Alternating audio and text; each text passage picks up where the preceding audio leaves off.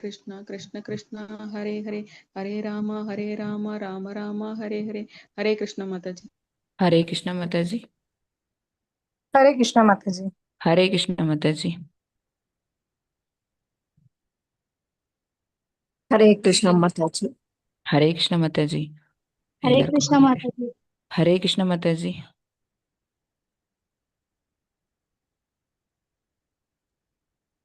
Bhavani Mataji co host பண்ணிருங்க Mataji. Hare Krishna Mataji. Yes Mata जी।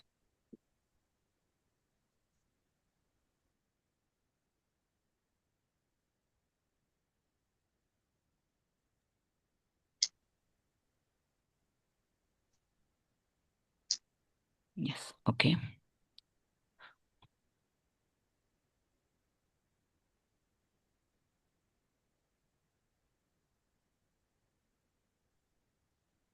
ஹரே கிருஷ்ணா. அனைத்து பக்தர்களுக்கும் ஹரே கிருஷ்ணா.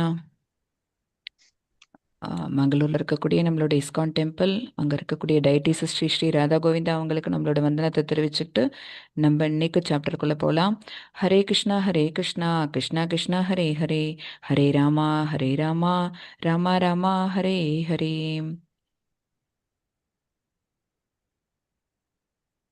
பிரணத்தி பண்ணிடுவோம். ओम नमो भगवते वासुदेवाय। ओम नमो भगवते वासुदेवाय। ओम नमो भगवते वासुदेवाय। ओम अज्ञानतिमिरान्तस्य ज्ञानाचनयशलाकेय चक्षुरुन्मीलितं येन तस्मै श्रीगुरवे नमः। श्रीचैतन्यमनोभीष्टं स्थापितं येन भूतले स्वयं रूपः कदा मह्यं ददाति स्वपदान्तिकं। हे कृष्ण करुणा सिन्धु दीनबन्धो जगत्पते गोपेशा गोपिका कान्ता राधाकान्ता नमोऽस्तुते। तप्तकाञ्चन गौराङ्गी राधे वृन्दावनेश्वरी वृषभानुसुते देवी प्रणमामि हरिप्रिये। वाञ्छाकल्पतरुभ्यश्च कृपासन्दुभ्येव च पतितानां पावनेभ्यो वैष्णवेभ्यो नमो नमः। नमो ॐ विष्णुपादाय कृष्णप्रेष्ठाय भूतले श्रीमदे भक्तिवेदान्तस्वामिनिति नामिने। नमस्ते सारस्वते देवी गौरवाणी प्रचारिणे निर्विशेष शून्यवादी पाचायतदेशतारिणे। जय श्री कृष्ण चैतन्य प्रभु नित्यानंद श्री अद्वैत गदाधर श्रीवासादि गौरभक्तवृंद। हरे कृष्णा कृष्णा कृष्णा हरे हरे, हरे राम राम राम हरे हरे। हरे कृष्णा।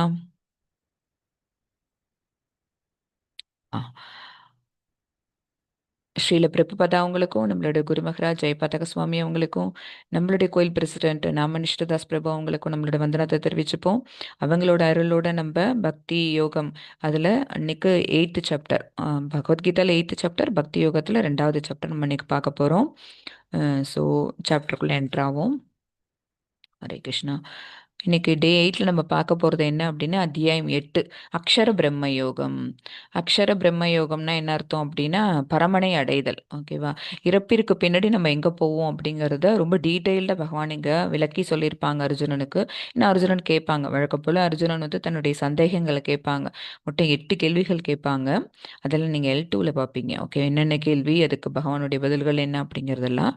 பட் இதில் முக்கியமான கேள்வியை மட்டும் நம்ம இதில் எடுத்துகிட்டு இருந்திருப்போம். இறப்பிற்கு பின்னாடி நம்ம எங்கே போவோம், அப்புறம் இறக்கும்போது நம்ம என்ன நினச்சிக்கிட்டு உயிரை விட்டுறோமோ அப்போ அதுக்கான பலனா நமக்கு என்ன கிடைக்கும், இந்த மாதிரி எல்லாம் கேட்டிருப்பாங்க. பகவானே நினைக்கணும், நீ என்ன நினைச்சா என்னை வந்து அடைவாய், அல்லது நீ எதை நினைக்கிறியோ அதுவாக மாறி விடுவாய் அப்படின்னு பகவான் இந்த பதில் கொடுப்பாங்க. ஓகேவா? ஸோ அக்ஷர பிரம்ம யோகம் அப்படிங்கிறது என்ன அப்படின்னா, அட்டைனிங் த சுப்ரீம்னு வச்சுக்கலாம், பரமனை அடைதல். இந்த அத்தியாயம் வந்து எந்த இடத்துல ரொம்ப படிக்கிறது விசேஷம் அப்படின்னா, ஒரு இடத்துல வந்து அப்போதான் ஆன்மா பிரிஞ்சிருக்கு அந்த உடலை விட்டு அப்படிங்கும்போது, அந்த வீட்டில் வந்து அந்த இடத்துல நம்ம படிக்கக்கூடிய ஒரு ஒரு பகவத்கீதையில் ஒரு முக்கியமான சாப்டர் அப்படின்னா இதை சொல்லலாம். பரமனை அடைதல், அதாவது போயிட்டுருக்கிற அந்த ஆன்மாவுக்கு வந்து நம்ம சரியான பாதையை காட்டி அதை சரிவர பகவானோட லோகத்துக்கு கொண்டு போய் சேர்க்கறதுக்காக நம்ம இந்த பகவத்கீதையோட சாப்டர் வெயிட் அந்த இடத்துல வச்சு நம்ம வந்து படிக்கிறதுங்கிறது ரொம்ப உத்தமம் அப்படின்னு சொல்லுவாங்க. அப்போ அந்த ஆத்மாவுக்கு நம்ம வழிகாட்டி பகவான் பரமனை அடையறதுக்கான அந்த வழியை நம்ம காட்டுவோம். அதுவும் அந்த நம்ம காட்டுற அந்த பாதையில் அதுவும் போய் பகவான்கிட்ட சரணடைஞ்சுக்கும் அப்படின்னு சொல்லுவாங்க. அதாவது பரம தலத்துக்கு போகுது. இங்கே இருக்கிற பௌதிக தலத்துலேருந்து பரம தலத்துக்கு அந்த ஆத்மாவை கொண்டு சேர்க்கக்கூடியது எது அப்படின்னா இந்த 8வது அத்தியாயம். ஓகேங்களா? இது வந்து இங்கே இருக்கிறது தான், இந்த பௌதிக உலகம் தான் வந்து அநித்தியம். ஓகேங்களா? அதாவது அநித்தியம் அப்படின்னா என்ன அர்த்தம்னா அழியக்கூடியது. அது எப்போ அழியும் அதெல்லாமும் இதில் கொஞ்சம் பகவான் சொல்லுவாங்க. எப்போ வந்து இந்த பௌதிக உலகம் எல்லாம் பகவான் கிட்ட இந்த வெளியில் வரும். பௌதிக உலகம் வந்தது அப்படின்னா அந்த உலகத்தை ஜடப்பொருளை மட்டும் வச்சுட்டு என்ன பண்ண முடியும்? ஸோ அந்த ஜடப்பொருளை ஆள்றதுக்காகவோ ஜடப்பொருளை அனுபவிக்கிறதுக்காக பகவான் வந்து என்ன செய்வாங்க? ஜீவராசிகளை இங்கே அனுப்பி விடுவாங்க. ஓகேங்களா? அப்போ இங்கே வர்ற அந்த ஜீவராசிகள் வந்து இங்கே இருக்கிறதெல்லாம் அனுபவிச்சுட்டு மறுபடியும் தன்னுடைய இடத்துக்கே திரும்பி போயிடணும். ஓகேவா? அதுதான் ரூலு. அவங்கள்ட்ட வந்துட்டு நம்ம எல்லாரும் இங்கே அனுபவிச்சுட்டு ஏன்னா நமக்கு இருக்கிற ஃப்ரீடத்தை நம்ம அனுபவிக்கிறதுக்காக பகவான் அனுப்பி விடுறாங்க. திரும்ப நம்ம எங்கே போகணும் அப்படின்னா நம்ம சொந்த இருப்பிடத்திற்கு. அதுதான் எட்டர்னல். இது வந்து அநித்தியம், அது நித்தியமான இடம். ஓகேவா? நித்தியமான இடத்துல இருந்தால் நம்ம எல்லாரும் வரோம். ஆனால் வந்துட்டு நம்ம வந்த இடத்த மறந்துடுறோம். எங்கேருந்து வந்தோங்கிறத மறந்துடுறோம். யாருடைய நம்ம கனெக்ஷன் இருக்குங்கிறத மறந்துடுறோம். அந்த கனெக்ஷனை கம்ப்ளீட்டாக துண்டிச்சுக்கிறோம். துண்டிச்சுட்டு என்ன செய்கிறோம்? இங்கே இருக்கிற விஷயங்கள் மேலே நம்ம கனெக்ஷனை ஏற்படுத்திக்கிறோம். அப்போ இது என்ன பண்ணிடுது? நம்ம ஒரு சுற்று சுற்றுறோம்னா அது நம்மளை 10 சுற்று சுற்றிடுது. நல்லா போட்டு இறுக்கி கட்டி வச்சிருது. நம்ம இங்கேயே நம்ம மாட்டிக்கிறோம். பிறப்பு இறப்புங்கிற சுழலில் மாட்டிக்கிறோம்னு பல இடத்துல நம்ம படிச்சுட்டே வந்துட்டோம் 7 சாப்டர் வரைக்கும்.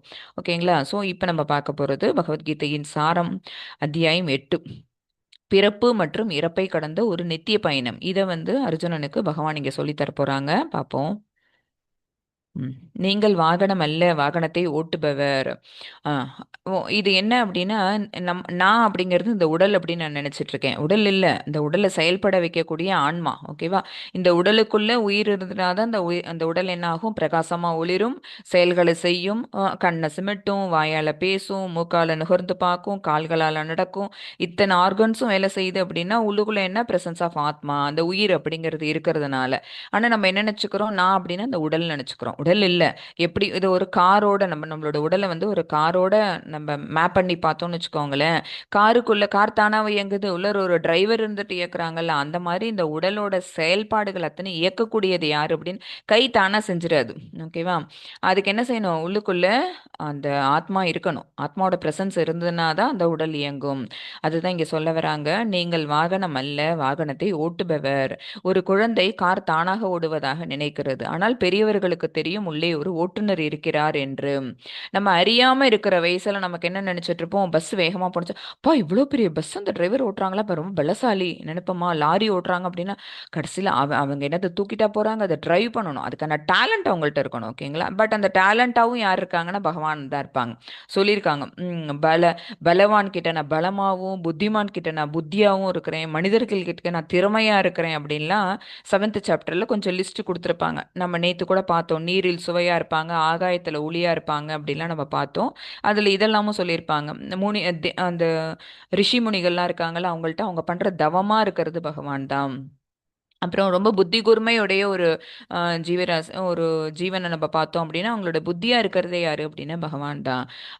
ஸோ ஒரு குழந்தை வந்து சின்ன வயசுல இருக்கும்போது அறியாத பருவத்துல அந்த அளவுக்கு அதுக்கு என்ன ஞான வளர்ச்சின்னு இல்லாத போது ஒரு கார் வந்து தானா ஓடுதுன்னு நினைக்கிறோம். ஆனா வந்து நம்மளே அந்த குழந்தை பருவத்திலேருந்து வளர்ந்து ஒரு ஏஜுக்கு வந்து விட்டு நமக்கு என்ன தெரியும்? பெரியவர்களான உடனே உள்ளார ஒரு ஓட்டுநர் இருக்கிறார், ஒரு டிரைவர் இருக்கிறாரு, அவரால் தான் அந்த கார் ஓட்டப்படுது அப்படிங்கிறது. அதே போல இந்த உடல் வந்து என்ன? வெறும் வாகனம். அந்த வாகனத்தை யார் ஓட்டுறா? ஆத்மாவையே நீங்களே அதை ஓட்டுகிறீர்கள். ஸோ ஆத்மா தான் என்ன அப்படின்னா ஓட்டுநர். ஸோ இந்த பிக்சரோட நம்மளுடைய உடலும் ஆத்மாவையும் என்ன பண்ணியிருக்கிறாங்க அப்படின்னா மேப் பண்ணி காமிச்சிருக்கிறாங்க. ஓகேவா? ஸோ இது புரியும் நினைக்கிறேன். நெக்ஸ்ட்டுக்கு போகலாம். இந்த உலகம், ஸோ இப்போ ஆத்மா என்ன, உடல் வேறு ஆத்மா வேறுங்கிறத அந்த வச்சு புரிய வச்சுட்டாங்க.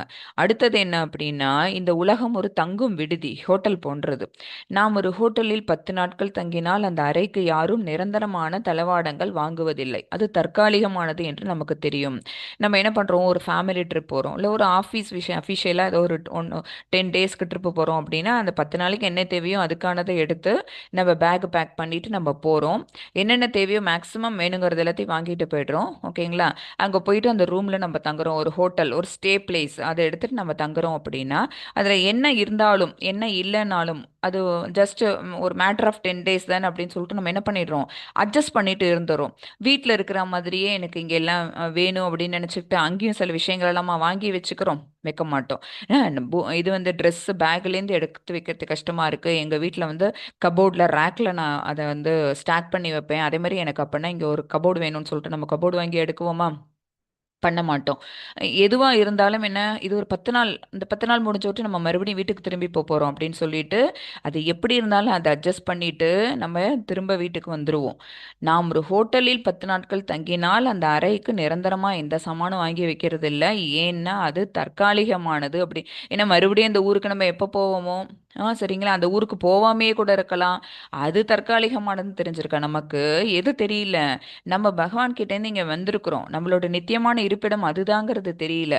இந்த பௌதிக உலகம் தான், இப்போ நம்ம எடுத்திருக்கிற இந்த உடல் தான், நம்ம இப்போ சேர்த்து வச்சிருக்கிற இந்த ப்ராப்பர்ட்டி எல்லாம் தான் நிரந்தரமானதுன்னு நினச்சிக்கிட்டு நம்ம என்ன செய்கிறோம், அதுக்காகவே மேலே மேலே உழைக்கிறோம். இருக்கிறது பத்தாதுன்னு இன்னும் கொஞ்சம் சேர்க்குறோம். இந்த பூமி துக்காலயம், துன்பங்களின் உறைவிடம் மற்றும் அசாஸ்வதம், தற்காலிகமானது. இதில் அதிக பற்று வைக்காதீர்கள். இந்த விஷயத்தை நம்ம தீர்மானமா புரிஞ்சுக்கணும். இது என்ன? இந்த பூமி துக்காலயம். நம்ம எங்க இருக்கிறோம்? பூமியில இருக்கிறோம், பௌத்திக உலகத்துல இருக்கிறோம். இந்த பௌதிக உலகம் என்ன? நமக்கு துன்பங்களை தான் கொடுக்குது. துன்பங்களின் உறைவிடம் துக்காலயம்னு போட்டிருக்காங்க. மற்றும் அசாஸ்வதம். சாஸ்வதம்னா நிரந்தரம், அசாஸ்வதம்னா தற்காலிகமானது. ஸோ இது ஒரு டெம்பரவரி தான். அப்புறம் இது நமக்கு ஃபுல்லாக என்ன, ஒரு ரொம்ப கஷ்டமான மொமெண்ட்ஸ் தான் அதிகமாக தருது. அதனால் இதில் என்ன பண்ணக்கூடாது, அதிக பற்று வைக்காதீர்கள். எப்படி ஒரு ட்ரிப்பு போகும்போது அங்கே நம்ம போய் போய் தங்குற பிளேஸ் வந்து நமக்கு வந்து 10 நாள் தான் 5 நாள் தான் அப்படின்னு நம்ம என்ன பண்ணுறோம், பல்ல கடிச்சிட்டு நம்ம ஓட்டிடுறோம்ல, ஈடுபாடு வைக்கிறோமா? அந்த நம்ம திரும்ப வரும்போது அங்கே இருக்கிற அந்த ரூமில் இருக்கிற திங்ஸ் எல்லாம் நமக்கு பிடிச்சிருக்கு அப்படின்னு சொல்லிட்டு உடனே என்ன பண்ணுறோம், அதெல்லாம் தூக்கிட்டு அங்கே வந்துடுறோம். ஓகேவா? இல்லை இல்லை, பண்ண முடியுமா? ஹோட்டலில் நம்ம வந்து செக் அவுட் பண்ணும்போது என்னெல்லாம் திங்ஸ் இருக்குதோ எல்லாத்தையும் ஒப்படைச்சிட்டு நம்ம என்ன எடுத்துகிட்டு போகணுமோ அதோட தான் நம்ம திரும்பி வருவோம். அதே மாதிரி தான் நம்ம பிறப்பெடுக்கும் போது அம்மாவோட ஊம்புலேருந்து நம்ம வெளியில் வரும்போது எப்படி வந்தோமோ அந்த மாதிரி தான் என்ன செய்வாங்க, நம்மளுடைய இவங்க வந்து இந்த செயின்னா ஆசையாக போட்டிருப்பாங்களே, ஒன் டே கூட அதை கழட்டி வைக்க மாட்டாங்களேன்னு செயினோடையா கொண்டு போய் நம்ம நம்ம வீட்டில் பெரியவர்கள் யாராவது உயிர் நீத்தாங்கன்னா கொண்டு போய் வைக்கிறோம். இன்னைக்கு விற்கிற விலையில சவரன் என்ன ரேட் அப்படின்னு சொல்லிட்டு அதை கழட்டி தானே வாங்கிக்கிறோம். ஓகேங்களா? அப்போ என்ன பண்ணுறோம், அது வரைக்கும் அவங்களுக்கு கொடுத்த மரியாதை, அந்த உயிர் அவங்கள விட்டு பிரிஞ்ச விட்டு அது என்ன ஆயிடுச்சு, உடல் ஆயிடுச்சு. அவங்கள தாண்டி அந்த அவங்க வச்சுட்டு இருந்த ஜடப்பொருள் மேலே நமக்கு பற்று வருது. அவங்க மேலே இருந்த பற்று போயிடுது. அப்போ நமக்கு எதோட வேல்யூ பார்க்குறோம், அந்த உடலோட வேல்யூ பார்க்கல. உடல் போயிட்டு அங்கே என்ன ஆக போகுது, கிரிமேட் ஆக போகுது. ஆனாலும் நம்ம எதை பாதுகாப்பாக வச்சுக்கிறோம், அந்த செயின் அவங்க போட்டிருந்த அவங்களோட பிலாங்கிங்ஸ் எல்லாத்தையும் நம்ம வச்சுக்கிறோம். ஓகேங்களா? ஸோ இப்போ நம்ம இருக்கிற இந்த துக்காலயம் அது அசாஸ்வதம்னு புரிஞ்சுக்கிட்டு அது மேலே பற்று வைக்காமல் நம்ம இருந்தோம் அப்படின்னாலே நம்மளால் என்ன செய்ய முடியும், டிட்டாச்மெண்ட்டை வளர்க்க முடியும். ஓகேங்களா? நம்ம வந்து ரொம்ப அட்டாச்சாக இருக்கிறோம், இந்த பௌதிக உலகத்து மேலே அட்டாச்சாக இருக்கிறதுனால தான் இந்த துன்பமான சுழல்லே நம்ம சிக்கிக்கிட்டு இருக்கோம். டிட்டாச்மெண்ட் வர்றதுக்காக தான் பகவான் இதெல்லாம் நமக்கு சொல்லி தராங்க. அடுத்தது காலத்தின் பிரம்மாண்டமான அடுத்தது இதில் வந்து இன்னொன்று முக்கியமான ஒரு விஷயம் பகவான் சொல்லி தராங்க அர்ஜுனனுக்கு. ஏன்னா இதெல்லாம் நமக்கு வந்து பக்தியோ கூட சேர்த்து நமக்கு விஞ்ஞான யோகம் ஞான யோகம்லாம் பகவான் சொல்லுவாங்க.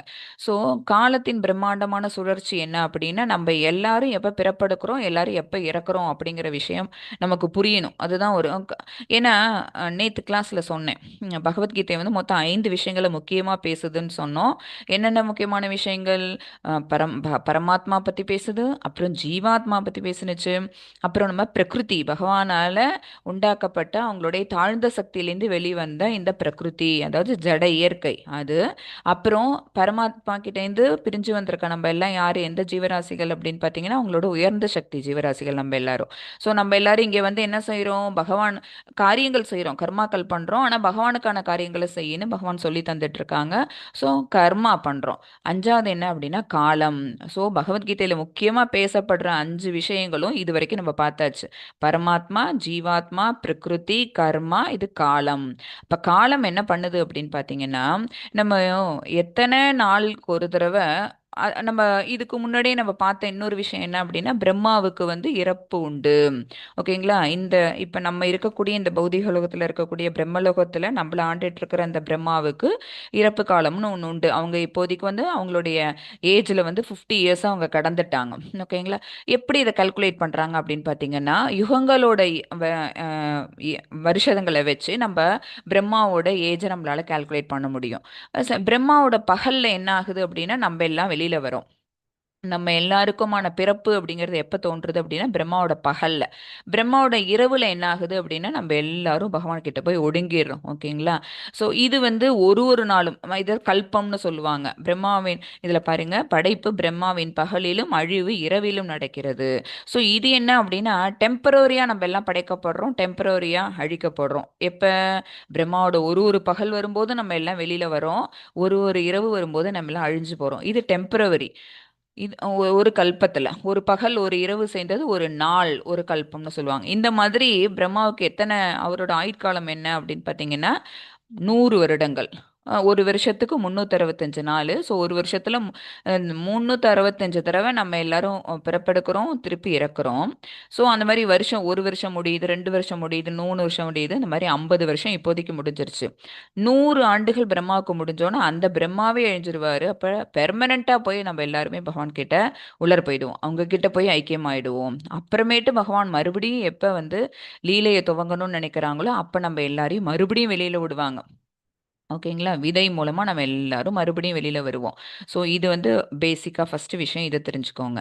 அடுத்தது இந்த பிரம்மாவோட ஆயுட்காலம் என்னங்கிறது 4th சாப்டர்லேயே நம்ம வந்து அர்ஜுனனுக்கு சொல்லி கொடுத்தாங்க. ஏன்னா திரேதா யுகத்துல நான் சொன்ன விவஸ்வான் கிட்ட நான் சொன்ன அந்த பகவத்கீதையை துவாபர யுகத்துல இப்போ நான் உன்கிட்ட மறுபடியும் சொல்றேன் அப்படின்னு சொன்னாங்களா. அப்போ இந்த யுகங்களுக்கெல்லாம் எத்தனை ஆண்டுகள் அப்படின்னு நம்ம பார்க்குறோம், கணக்கு போடுறோம். கலியுகம் தான் இருக்கிறதுலே கம்மியான ஆண்டுகள் உள்ள காலம். கம்மியானதுன்னா எவ்வளோ மாதாஜி அப்படின்னா 4,32,000 வருடங்கள் இருக்கு. ஓகேங்களா? கலியுகத்துக்கு எத்தனை வருஷம் இருக்கு அப்படின்னா 4,32,000 வருஷம். இப்போ கலியுகத்தில் எத்தனை வருஷம் போயிருக்கு அப்படின்னா கிட்டத்தட்ட 5,000 வருடங்கள் கொஞ்சம் கூட போயிருக்கு. ஓகேங்களா? 5,000 வருடங்கள் போகும்போதே கலியில இவ்வளோ கஷ்டங்கள் இருக்கு. கலியுகம் முத்தி போயிடுச்சு, களி முத்தி போயிடுச்சு அப்படின்னு சொல்லுவாங்க நம்ம வீட்டில் பாட்டி எல்லாம். 5,000 ஆண்டுகளே மட்டும் ஆனதுக்கே களி முத்தி போயிடுச்சுன்னு சொல்றோம். இன்னும் கலியுகத்துல பாக்கி எத்தனை இருக்கு? 4,32,000த்துல 5,000 போனுச்சுன்னா பாக்கி எவ்வளோன்னு பார்த்துக்கோன்னு 4,26,000 சொச்சம் இருக்கு. அப்ப கடைசியா எண்டில் தான் பகவானுடைய அவதாரம்ங்கிறது நிகழப்போகுது. அதுக்குள்ள நம்ம இன்னும் எவ்வளோலாம் பார்க்க போறோமோ. ஓகேங்களா? ஸோ கலியுகத்தோட ஆண்டு எவ்வளோ அப்படின்னா 4,32,000. துவாபரயுகத்துக்கு எவ்வளோ அப்படின்னா கலியை விட 2 டைம்ஸ் கூட. ஓகேங்களா? இது 4,32,000 சொன்னோமா, இது வந்து அப்படின்னா 8,64,000. ஓகேவா? திரேதாயுகம் எவ்வளோ அப்படின்னா கலியுகத்தை விட 3 மடங்கு கூட. அப்போ கிட்டத்தட்ட 12 அப்படி வரும். இது 4. ஸோ இது 8, இது வந்து 12 வரும். சத்தியுகம் எவ்வளோ அப்படின்னா இதை விட 4 மடங்கு கூட, கலியை விட 4 மடங்கு கூட. ஸோ மொத்தமாக எவ்வளோன்னு பார்த்தீங்க அப்படின்னா இது ஒரு கலியுகம், இது வந்து 2 கலியுகத்தோட டைம் பீரியடு, இதுக்கு வந்து 3 கலியுகத்தோட பீரியட் முடிஞ்சதுன்னா ஒரு திரேதாயுகம் முடியும். இது வந்து 4 கலியுகங்கள் சேர்ந்தது ஒரு சத்தியுகம். அப்போ மொத்தமாக இந்த சைக்கிள் எவ்வளோ அப்படின்னு பார்த்தீங்கன்னா 10 கலியுகங்கள். உங்களுக்கு இந்த கால்குலேஷன் புரிஞ்சிருக்கும்னு நினைக்கிறேன். 1, இங்க 2 இருக்கு, ஸோ 3, இங்க 3 இருக்கு, ஸோ 3 + 3 6, இங்க 4 மடங்கு சொல்லியிருக்கோம், ஸோ 6 + 4 10. ஸோ 10 கலியுகங்கள். 4 இந்த 4 யுகங்களை என்னன்னு சொல்லுவாங்க சேர்த்து அப்படின்னா சத்துர்யுகம். ஏன்னா சத்துர் அப்படின்னா 4ன்னு அர்த்தம் சான்ஸ்கிரிட்ல. இந்த 4ம் ஒரு ஃபுல் சைக்கிள் முடிச்சதுன்னு வச்சுக்கோங்களேன், ஒரு சத்துர்யுகம் முடிஞ்சிருச்சுன்னு அர்த்தம். 4 யுகங்கள் ஈக்குவல் டு ஒரு சத்துர்யுகம் அல்லது ஒரு திவ்ய யுகம்னு சொல்லுவாங்க. அது ஒரு சைக்கிள். சத்தியுகம் பிறக்கும், திரேதா யுகம் அடுத்தது பிறக்கும், அடுத்தது துவாபர யுகம் பிறக்கும், அப்புறம் கலியுகம் பிறந்து அதுவும் முடியும். அது முடிஞ்சதுன்னு வச்சுக்கோங்களேன், என்ன இருக்கு? ஒரு சத்துர்யுகம் முடிஞ்சிருச்சு. அப்படின்னா எவ்வளோ ஆண்டுகள் போயிருக்கு அப்படின்னா 43,20,000 ஆண்டுகள். ஏன் 43 லட்சம் எப்படி சொல்றாங்க அப்படின்னா கலியுகத்தோட ஆண்டு வந்து 4,32,000. இது மொத்தம் எத்தனை இருக்கு அப்படின்னா டோட்டலா 10 கலியுகத்துக்கு ஈக்குவலா வருது. ஸோ 4,32,000 × 10 போட்டிங்கன்னா 43,22,000 ஆண்டுகள். இத்தனை ஆண்டுகள் முடிஞ்சதுன்னு வச்சுக்கோங்களேன் ஒரு சதுர்யுகம். இந்த மாதிரி எத்தனை சுழற்சி எடுக்கும் அப்படின்னா 1000 சுழற்சி எடுத்ததுன்னு வச்சுக்கோங்களேன், அது பிரம்மாவின் ஒரு பகல். பிரம்மாவின் ஒரு பகல். அவரோட ஒரு டேலே ஹாஃப் தான், 12 ஹவர்ஸ் தான். 1000 சதுர்யுகங்கள். ஒரு சதுர்யுகத்துக்கு இத்தனை ஆண்டுகள். 1000 சதுர்யுகங்களுக்கு இது எத்தனை ஆண்டுகள் நீங்களே பார்த்துக்கோங்க கணக்கு பண்ணி. அது என்னன்னு பார்த்தா பிரம்மாவின் ஒரு பகல். நமக்கு நம்பர்ல பார்க்கும்போது பெருசா தெரியும். ஆனாலும் கூட நமக்கு என்ன நிச்சயமா சொல்ல முடியும் அப்படின்னா, அப்ப பிரம்மாவுக்கு ஆயுட்காலம் உண்டு. சரியா? இந்த மாதிரி ஒரு பகல், அப்புறம் இதே மாதிரி அளவு இருந்தது அப்படின்னா பிரம்மாவோட ஒரு இரவு. அப்ப பிரம்மாவுக்கு ஒரு நாள் தீந்து போயிடுச்சு. இதே மாதிரி வருஷம் ஆக ஆக ஆக ஆக பிரம்மாவின் ஆயுட்காலம் தீந்துட்டே போயிட்டு கடைசியா பிரம்மாவுக்கும் இறப்புன்னு ஒன்று ஏற்படும். பார்க்கும்போது நமக்கு நியூமரஸா தெரியும். ஆனா எல்லாத்துக்குமே எண்டு கார்டுன்னு ஒன்று உண்டுங்கிறத நீங்க புரிஞ்சுக்கணுங்கிறதுக்காக தான் சொன்னேன். ஸோ இது என்ன, பிரம்மாவின் பகல்ல இந்த மாதிரி 1000ஓட இந்த சூழ்ச்சி நடந்தது அப்படின்னா பிரம்மாவின் ஒரு பகல் முடிஞ்சிருச்சுன்னு அர்த்தம். ஸோ இதுலேருந்து நமக்கு புரியறது என்ன அப்படின்னா, பிரம்மாவின் உலகம் கூட காலத்திற்கு உட்பட்டதே. ஸோ காலம் எவ்வளவு முக்கியங்கிறத பகவத்கீதை சொல்ல வந்த விஷயங்கள்ல முக்கியமானது காலம். அதை இந்த சாப்டர்ல பகவான் சொல்றாங்க. பிரம்மாவின் உலகம் கூட காலத்திற்கு உட்பட்டதே. அப்ப நம்ம எல்லாரையும் படைக்கக்கூடிய பிரஜாபதியான பிரம்மாவுக்கே காலம் அப்படின்னு ஒரு கணக்கீடுன்னு ஒன்று இருந்ததுன்னா, அவங்களால படைக்கப்பட்ட நம்ம எல்லாம் யாரு, ஒரு சின்ன தூசி, மீகர், நமக்கெல்லாம் ஒண்ணுமே கிடையாதுன்னு அர்த்தம். அப்ப நம்மளோட லைஃப் ஸ்பேனுங்கிறது தீர்ந்த உடனே நம்ம எங்க போவோம், இறப்புங்கிற இடத்துக்கு தான் நம்ம போவோம். அதுதான் அந்த பிறப்பிற்கும் இறப்பிற்கும் உள்ள அந்த பயணத்தை தான் பகவான் இந்த இடத்துல டீட்டெயிலா கொடுக்க போறாங்க. அடுத்தது 8.5 அண்ட் 8.6. அர்ஜுனன் வந்து சில சந்தேகங்கள் கேட்பாங்க. அதுக்கு பகவான் கொடுக்குற பதில்கள் தான் இந்த 8.1லேருந்து 4 வரைக்கும் இருக்க ஸ்லோகாஸ் நம்ம பார்க்கல பாருங்க. அதெல்லாம் லெவல் 2ல பார்ப்பீங்க. अन्तकाले च माम् एव स्मरन् मुक्त्वा कलेवरं ह्यः प्रयाति समद्भावं याति नास्त्यत्र संशयः यं यं वापि स्मरन् भावं त्यज्यन्ते कलेवरं तं तं एवैति कौन्तेय सदा तत्भावपावितः. மேலும் தனது வாழ்வின் இறுதி காலத்தில் யாராவது என்னை மட்டும் எண்ணிக்கொண்டு உடலை விட்டால் உடனடியாக அவன் என்னுடைய இயற்கை அடைகிறான், இதில் சிறிதும் சந்தேகமில்லை. அர்ஜுனன் கேட்குறாங்க, வாழ்வோட இறுதி காலத்துல என்ன பண்ணணும், ஒரு ஜீவாத்மானவன் அவனுடைய இறப்பின் போது அவன் எதை நினைக்கணும், என்ன பண்ணணும் அப்படின்னு அர்ஜுனன் கேள்வி கேட்குறாங்க. அதுக்கு அவன் என்ன நினைச்சிட்டு அவங்க உயிரிடணும். தனது வாழ்வின் இறுதி காலத்தில் யாராவது என்னை மட்டும் எண்ணிக்கொண்டு உடலை விட்டால் அப்ப என்ன பண்ணுவாராம், உடனடியாக அவன் என்னுடைய இயற்கையை அடைகிறான், இதில் சிறிதும் சந்தேகம் இல்லை. ஒருவன் தனது உடலை விடும்போது எந்த நிலையை எண்ணுகின்றானோ ஐயமின்றி அந்நிலையை அவன் அடைகிறான். இப்ப இதை சொல்லும்போது ஒரு டவுட் நமக்கு வருது இல்லை, அதனால அடுத்த ஸ்லோகாலே பகவான் சொல்லிட்டாங்க, என்ன நினைச்சுக்கிட்டே இருந்தீங்கன்னா நீ என்னுடைய இயற்கைக்கு வா, அதை விட்டு நீ எதை நினைக்கிறியோ அங்க நீ போயிடு, ஐயமின்றி அந்நிலை அடைகிறான். அப்ப நமக்கு ரெண்டு பாசிபிலிட்டிஸ் ரெண்டுமே கொடுத்துட்டாங்க. பகவானை நினைச்சா பகவானுடைய இருப்பிடம், அதை விட்டுட்டு வேற எதையா நினைச்சோன்னு வச்சுக்கோங்களேன், அதுவாவே நம்ம ஆயிடுவோம். இதுக்கு பாகவதத்துல ஒரு கதை இருக்குது. ஜடபரதர்னு ஒருத்தவர், அவருடைய கதை இருக்குது. இது வந்து அர்ஜுனன் வந்து தன்னுடைய சந்தேகத்தை தீர்த்துக்கிறதுக்காக கேட்குற கேள்வி. இதுக்கு பகவான் பதில் கொடுத்துட்டாங்க. இதை நம்ம எப்படி ரிலேட் பண்ணி பார்க்குறோம்னா, அந்த பாகவத கதையோட நம்ம ரிலேட் பண்ணி பார்த்துக்கலாம். பரத மகாராஜா இந்த பாரதத்தை ஆண்ட மிகச்சிறந்த ராஜாக்கள்ல ஒருத்தவங்க. அவங்க வந்து அந்த காலம் எல்லாமே எப்படி இருக்கும் அப்படின்னு பார்த்தீங்கன்னா, சத்தியுகம், திரேதாயுகம், துவாபரயுகம், எந்த யுகம் அது எல்லாத்துலேயுமே வந்து அவங்க தன்னுடைய கால லைஃப் ஸ்பேன் இருக்குல்ல, அவங்களுடைய வாழ்நாள், அதை வந்து 4 வகையாக பிரித்து வச்சுருப்பாங்க, 4 பகுதியாக பிரித்து வச்சுருப்பாங்க. ஃபஸ்ட்டு வந்து பிரம்மச்சரியம், அடுத்த 25 இயர்ஸ் வந்து என்ன பண்ணியிருப்பாங்க அப்படின்னா, அடுத்த கால் பகுதின்னு வச்சுக்கலாம். ஏன்னா 25 பிரிக்கிறது கலியுகத்தில். அவங்களுக்கெல்லாம் 1000 ஆண்டுகள் 10,000 ஆண்டுகள் வாழ்நாள் இருக்கிறதுனால கால் பகுதின்னு வச்சுக்கோங்க. ஸோ முதல் கால் பகுதி பிரம்மச்சரியா இருப்பாங்க, அடுத்த கால் பகுதி வந்து திருமணமாகி கிரகஸ்தர்களாக இருப்பாங்க, ராஜ்யத்தை ஆளுவாங்க. அதுக்கும் அடுத்த மூன்றாவது கால் பகுதி வந்து என்ன பண்ணுவாங்க, வானப்பிரஸ்தர்கள் ஆவாங்க. வானப்பிரஸ்தம் அப்படின்னா அவங்க வந்து தனிமைப்படுத்திப்பாங்க தன்னை, காட்டுக்கு தான் போகணுன்னு அவசியம் கிடையாது, ஆனால் வந்து பௌதிக உலக அந்த லௌகிக விஷயங்கள் எதுவும் பண்ணாமல் எது மேலேயும் பற்று இல்லாமல் அவங்க இருப்பாங்க. லாஸ்ட்டு கால் பகுதி எங்கே போவாங்க அப்படின்னா துறவரம் பூண்டு காட்டுக்கு வருவாங்க.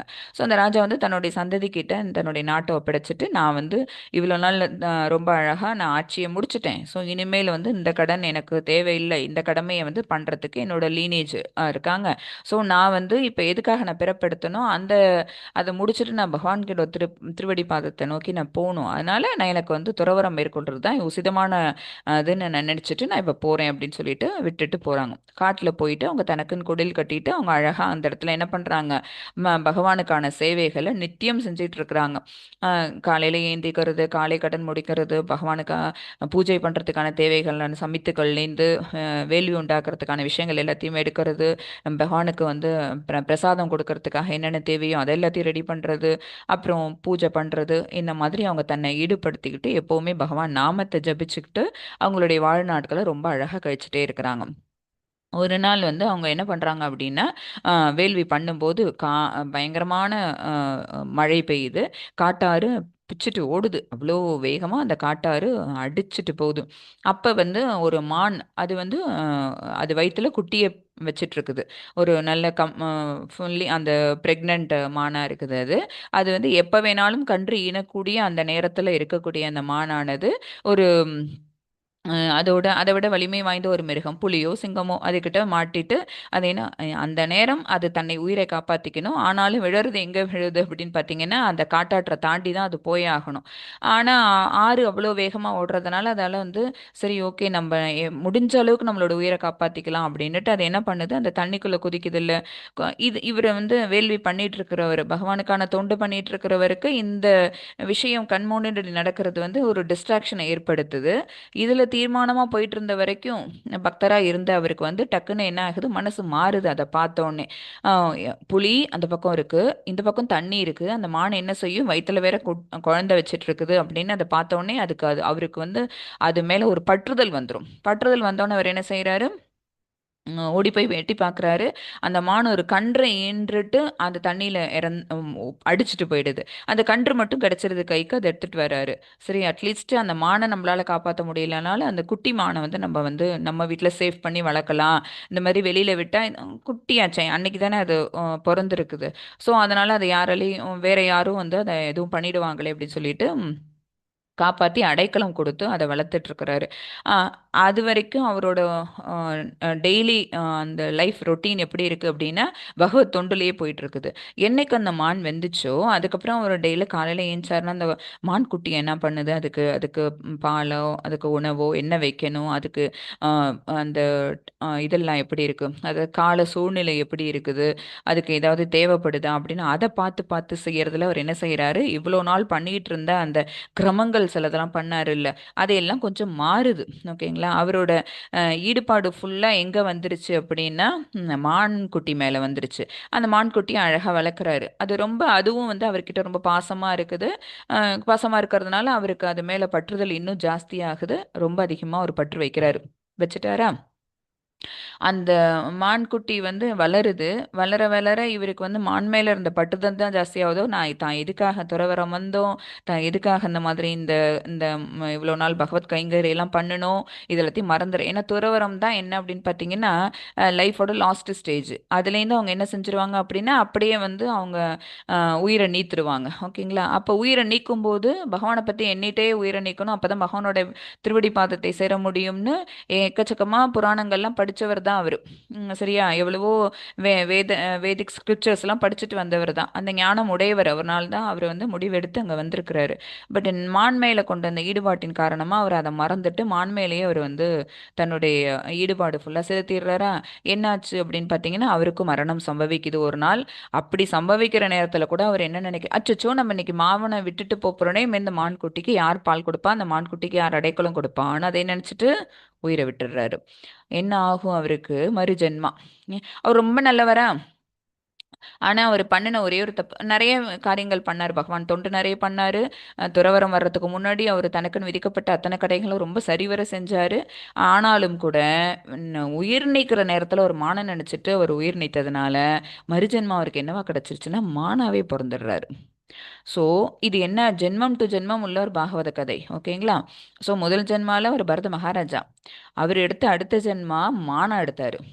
மானா எடுத்தாரோ தவிர நம்ம படித்தோம்ல 6th சாப்டரில் யோகினாம் அப்பி சர்வேஷாமில் என்ன படித்தோம் நம்ம, யோகம் செய்கிறவங்க அந்த தியான பயிற்சியில் ஈடுபடுறவங்க ஒரு காலகட்டத்தில் அவங்களோட எக்ஸ்பைரி டேட் வரும்போது அவங்க அந்த யோகத்தில் முற்று பெறாமையே அவங்க இறந்து போயிட்டாங்கன்னா அவங்க மறுஜென்மா எடுத்து வரும்போது எங்கே விட்டாங்களோ அந்த இடத்துல தொடருவாங்க அப்படின்னு படிச்சோமா. அதே மாதிரி அவர் என்ன செய்கிறாரு, மான் ரூபத்தை எடுத்தாலும் கூட முன்னாடி ஜென்மால என்ன நடந்தது, தான் என்ன தப்பு பண்ணணும் அந்த மான் ரூபம் எடுத்தோங்கிற விஷயத்தை ஞாபகத்தில் வச்சுக்கிட்டே பிறக்கிறாரு. ஸோ அப்போ அவருக்கு புரிஞ்சிருது, நம்ம என்ன பண்ணிட்டோம், தப்பு பண்ணிட்டோம். வந்த பாதை கரெக்டு, ஆனால் மான்மேல வற்ற பற்றுதல் காரணமாக நம்ம இந்த பௌதிக உலகத்துல மறுபடியும் பிறப்பெடுக்கிற மாதிரி ஆயிடுச்சு. அப்போ நமக்கு நிச்சயமா இதுலேருந்து இன்னொரு ஒரு பிறவிங்கிறது உண்டு. ஏன்னா நம்ம பௌதிக உலகத்துல ஒரு ஐந்தறிவு உள்ள ஜீவனா பிறந்துட்டோம். நம்ம இந்த மாதிரி ஒரு ஜீவராசி என்னென்ன அதிகபட்சமா பகவானுக்கான சேவைகள் செய்யறதுக்கு தேவையான உடல் நம்ம இப்போ எடுக்கல. அதனால நம்மளுக்கு வந்து மறுபடியும் ஜென்மாங்கிறது இருக்கு. ஸோ இந்த ஜென்மால நம்ம என்ன பண்ணணும், ஐம்புலன்களையும் அடக்கிட்டு பேசாம இருக்கணும்னு சொல்லிட்டு பசி எடுத்தா கூட அது என்ன பண்ணலையாம், புல்லு சாப்பிட்றதுக்கு வெளியில வரலையாம். அப்படியே அது தன்னுடைய எங்க அது பிறந்ததோ அது அந்த இதுக்குள்ளேயே புதருக்குள்ளேயே இருந்துட்டு இருந்துட்டு இருந்துட்டு ரொம்ப சீக்கிரம் அது அந்த உயிரை நீத்துடுச்சு அந்த உடலை. ஓகேங்களா. ஸோ என்ன காரணம், அந்த மான் உடல் கொஞ்ச நாளைக்கு இவருக்கு கிடைச்சதுக்கான காரணம் என்ன அப்படின்னு பார்த்தீங்கன்னா, மானை நினைச்சிட்டு உயிர் விட்டு அந்த பற்றுதலுக்கு ஒரு கர்ம வினை இருக்கு பாருங்க. அந்த கர்ம பலன் காரணமா மான் உடலை எடுத்து அந்த மானா வந்தாலும் கூட போன ஜென்மத்து ஞாபகங்கள் அதுக்கு இருந்ததுனால இந்த ஜென்மத்தில் எந்த செயலையும் செய்யாம அப்படியே பற்றற்ற நிலையில இருந்துட்டு உயிர் விட்டுடுச்சு. கொஞ்ச நாள் தான் அது உயிர், ஏன்னா உணவு சாப்பிடல, தண்ணி குடிக்கல, இறந்துடுச்சு. அது எப்படி இருந்தது அப்படின்னு பார்த்தீங்கன்னா, மௌனமா யாருக்கிட்டையும் போய் ஃப்ரெண்ட்ஸோட விளையாடாம எதுவுமே யார்ட்டையும் ஷேர் பண்ணிக்காம அப்படியே அடக்கமா இருந்துதான் மறுஜென்மா கிடைச்சது. எப்படி கிடைச்சது அப்படின்னா, அப்படியே சுத்தமா பேசாம யார் கூடயும் எந்த விஷயங்களையும் ஷேர் பண்ணிக்காத, ஏன்னா அடக்கமாக இருந்ததுனால எதையும் பற்றி திங்க் பண்ணாமல் பகவானை பற்றியே திங்க் பண்ணிட்டு செய்த தப்பையே உணர்ந்துட்டு அது இறந்து போனதுனால மறுஜென்மா மறுபடியும் அதுக்கு மனித உடல் கிடைக்குது. ஆனால் குணம் எப்படி இருக்குது அப்படின்னு பார்த்தீங்கன்னா, போன ஜென்மால என்ன குணத்தை வச்சுட்டு இருந்தது, அடக்கி வச்சிருந்ததா, யாருக்கிட்டையும் பேசாமல் இருந்ததா. அதனால இந்த தரையும் என்ன, யாருக்கும் பேசாமல் அவருக்கு காது கேட்குமா, வாய் பேசுமா, எதுவுமே தெரியாது. ஒரு பேர் ஜடபரதராக பிறந்தாரு. அவங்க அம்மா அப்பாவே அந்த குழந்தைய வந்து ஒதுக்கி வைக்கிற அளவுக்கு அவர் யாரு கூடயும் என்ன பண்ணிக்கலாம், இன்ட்ராக்ட் பண்ணவே இல்லை. ஆனால் அவர் அவ்வளோ ஞானியா இருந்தார். பட் அவர் கூட பேசினாதானே மற்றவங்களுக்கு கண்டுபிடிக்க முடியும் அவர் முட்டாளா ஞானியான்னு. அவர் வாயை திறந்து பேசினாதானே தெரியும். ஓகேங்களா. ஸோ அவர் வந்து யாருக்கிட்டையும் எதுவும் பேசவே இல்லை. எப்போவுமே என்ன செய்வார், காட்டு பக்கம் இருக்கக்கூடிய ஒரு கோயில் பக்கமே ஒதுங்கி இருப்பார். அவருக்கு வந்து யாரோடையும் அவர் பழக்கம் இல்லாதனால எல்லாரும் அவர் என்ன சொல்லுவாங்க, அவனா சாப்பாடு போட்டால் சாப்பிடுவான், சும்மா அவன் பித்தன் மாதிரி நிற்பான், அவனே அவனுக்குள்ளே ஏதாவது எப்பயாவது புலம்பிப்பான், மற்றபடி அவன் யாருக்கிட்டையும் எதுவும் பேசி ஷேர் பண்ணிட்டு நான் பார்த்ததில்ல அப்படிங்கிற மாதிரி பொதுமக்கள் எல்லாரோடைய கருத்தும் அவரை பற்றி எப்படி இருக்கும்னா, அவன் ஜடபரதர், அவனுக்கு ஒன்றும் தெரியாது, ஒரு ஜடம் அப்படிங்கிற மாதிரி தான். அந்த காட்டு வழியா அந்த நாட்டை ஆளக்கூடிய மன்னன் வராங்க, ரெகுகுணன் அந்த மன்னன். அவங்க வந்து எதுல வராங்க அப்படின்னா, காட்டு பாதையில அந்த காலத்துல ராஜாக்கள் எப்படி கூட்டிட்டு வருவாங்க, ஒரு நிமிஷம்.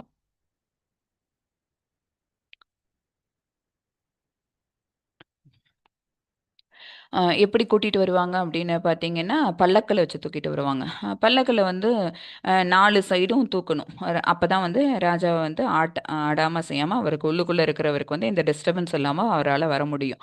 அதுல வந்து ஒரு சைடு பல்லக்கு தூக்குற ஒருத்தவருக்கு வந்து உட முடியல அப்படிங்கறனால அந்த பல்லக்கு தூக்கிகளை என்ன செய்றாங்க அப்படின்னா, யாரை இன்னொரு சைடு தூக்குறதுக்கு கூப்பிடுறதுன்னு இப்படி பார்க்கும்போது அந்த காட்டு பக்கம் இருக்கிற அந்த காளியம்மன் கோயில் கிட்ட, அது வந்து எல்லை தேவதை, அந்த கோயில் கிட்ட உட்காந்துட்டு இருக்கிற ஜடபரதரை பார்த்துட்டு, இங்கே வா அப்படின்னு கூப்பிட்டோன்னே, கை ஜடை காட்டி கூப்பிட்டோன்னா அவரு ஏஞ்சி வராரு. நம்மளை கூப்பிடுறாங்களே அப்படின்னு சொல்லிட்டு அவர் என்ன பண்றாரு, ரெசிப்ரோகேட் பண்றாரு. அங்க வராரு. வந்தோடனே இந்த பக்கம் தூக்கு அப்படின்னா அவரு தூக்குறாரு.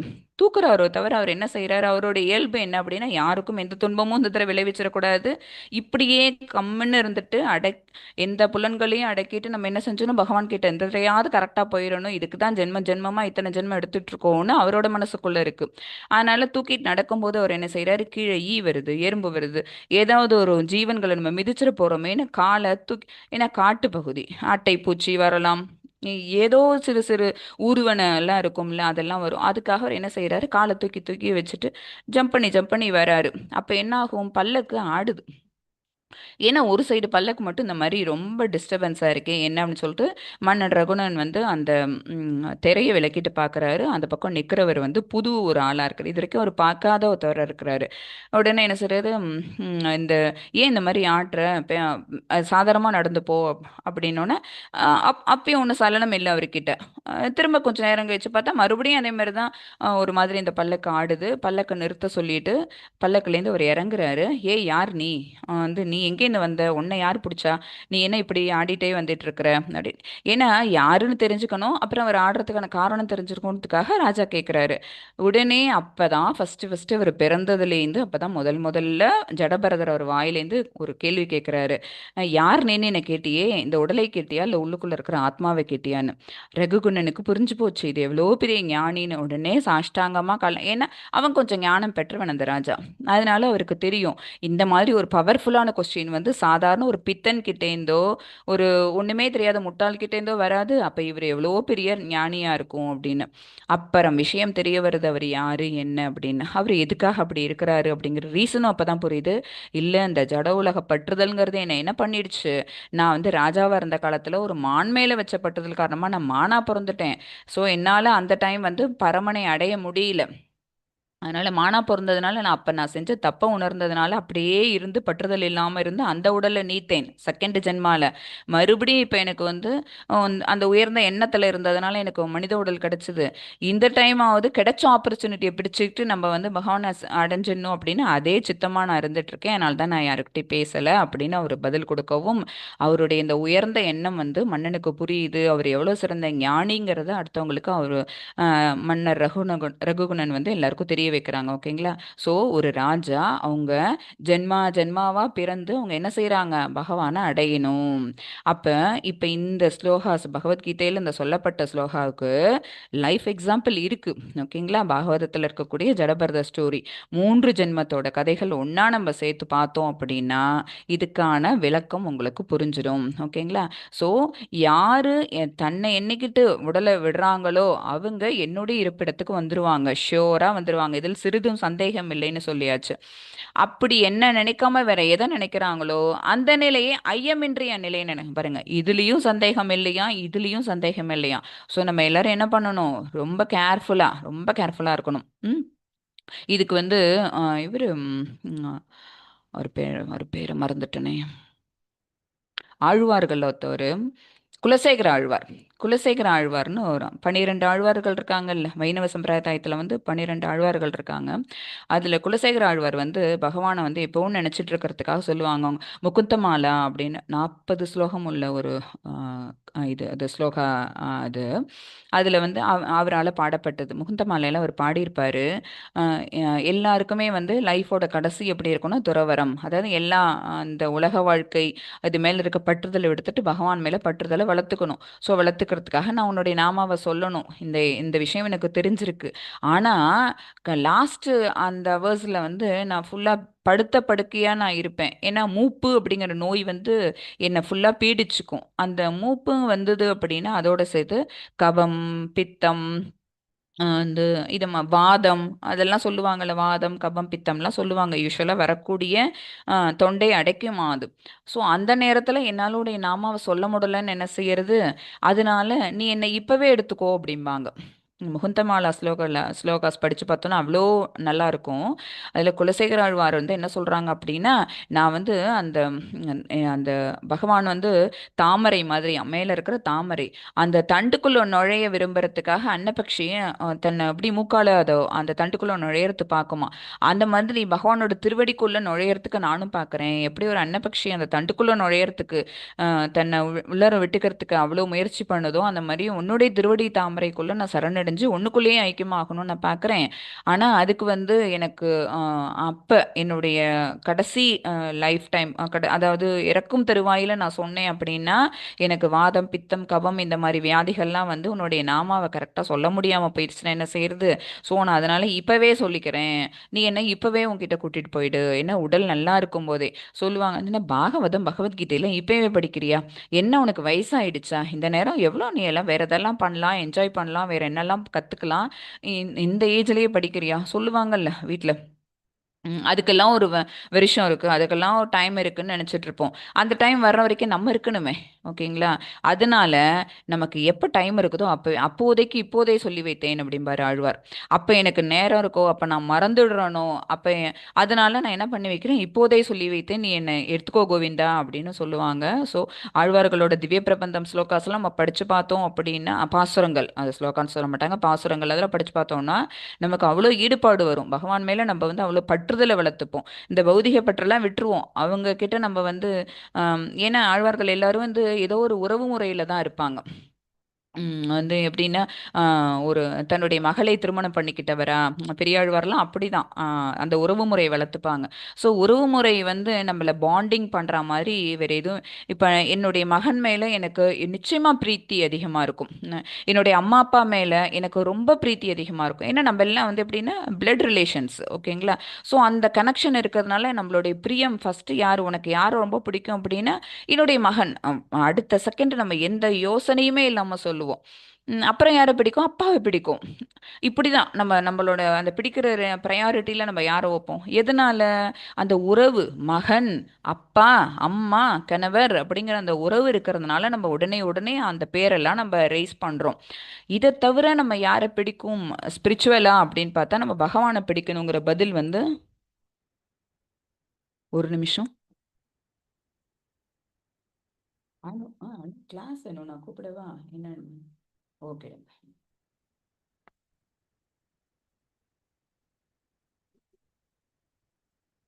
சாரி.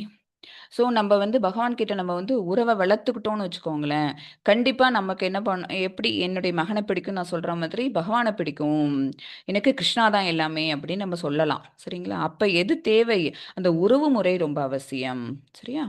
அடுத்தது, மரணம் ஒரு முடிவு அல்ல, அது ஒரு இறுதி தேர்வு. அந்திம காலத்தில் எதை நினைக்கிறீர்களோ அதுவாகவே அடுத்த பிறவியில் ஆகிறீர்கள்.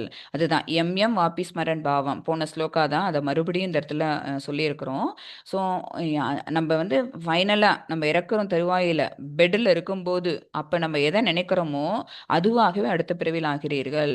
பரீட்சை தேதி வந்த பிறகு படிப்பது கடினம். அதாவது ஷெட்யூல் வந்துருச்சு, எக்ஸாம் ஷெட்யூல் வந்துருச்சு. எப்போ ரிலீஸ் பண்ணுவாங்க, ஒரு அட்லீஸ்ட் ஒரு 1 மந்த் முன்னாடியே ரிலீஸ் பண்ணிடுவாங்க. ஸோ ப்ரையராக படித்து வச்சுக்கிறதுங்கிறது என்ன அப்படின்னா நமக்கு ஈஸி. ஓகேவா? ஆனால் அன்னைக்கு தான் படிப்பேன் அப்படின்னா அன்னைக்குன்னு சிலபஸ் பெருசாக இருக்கும்.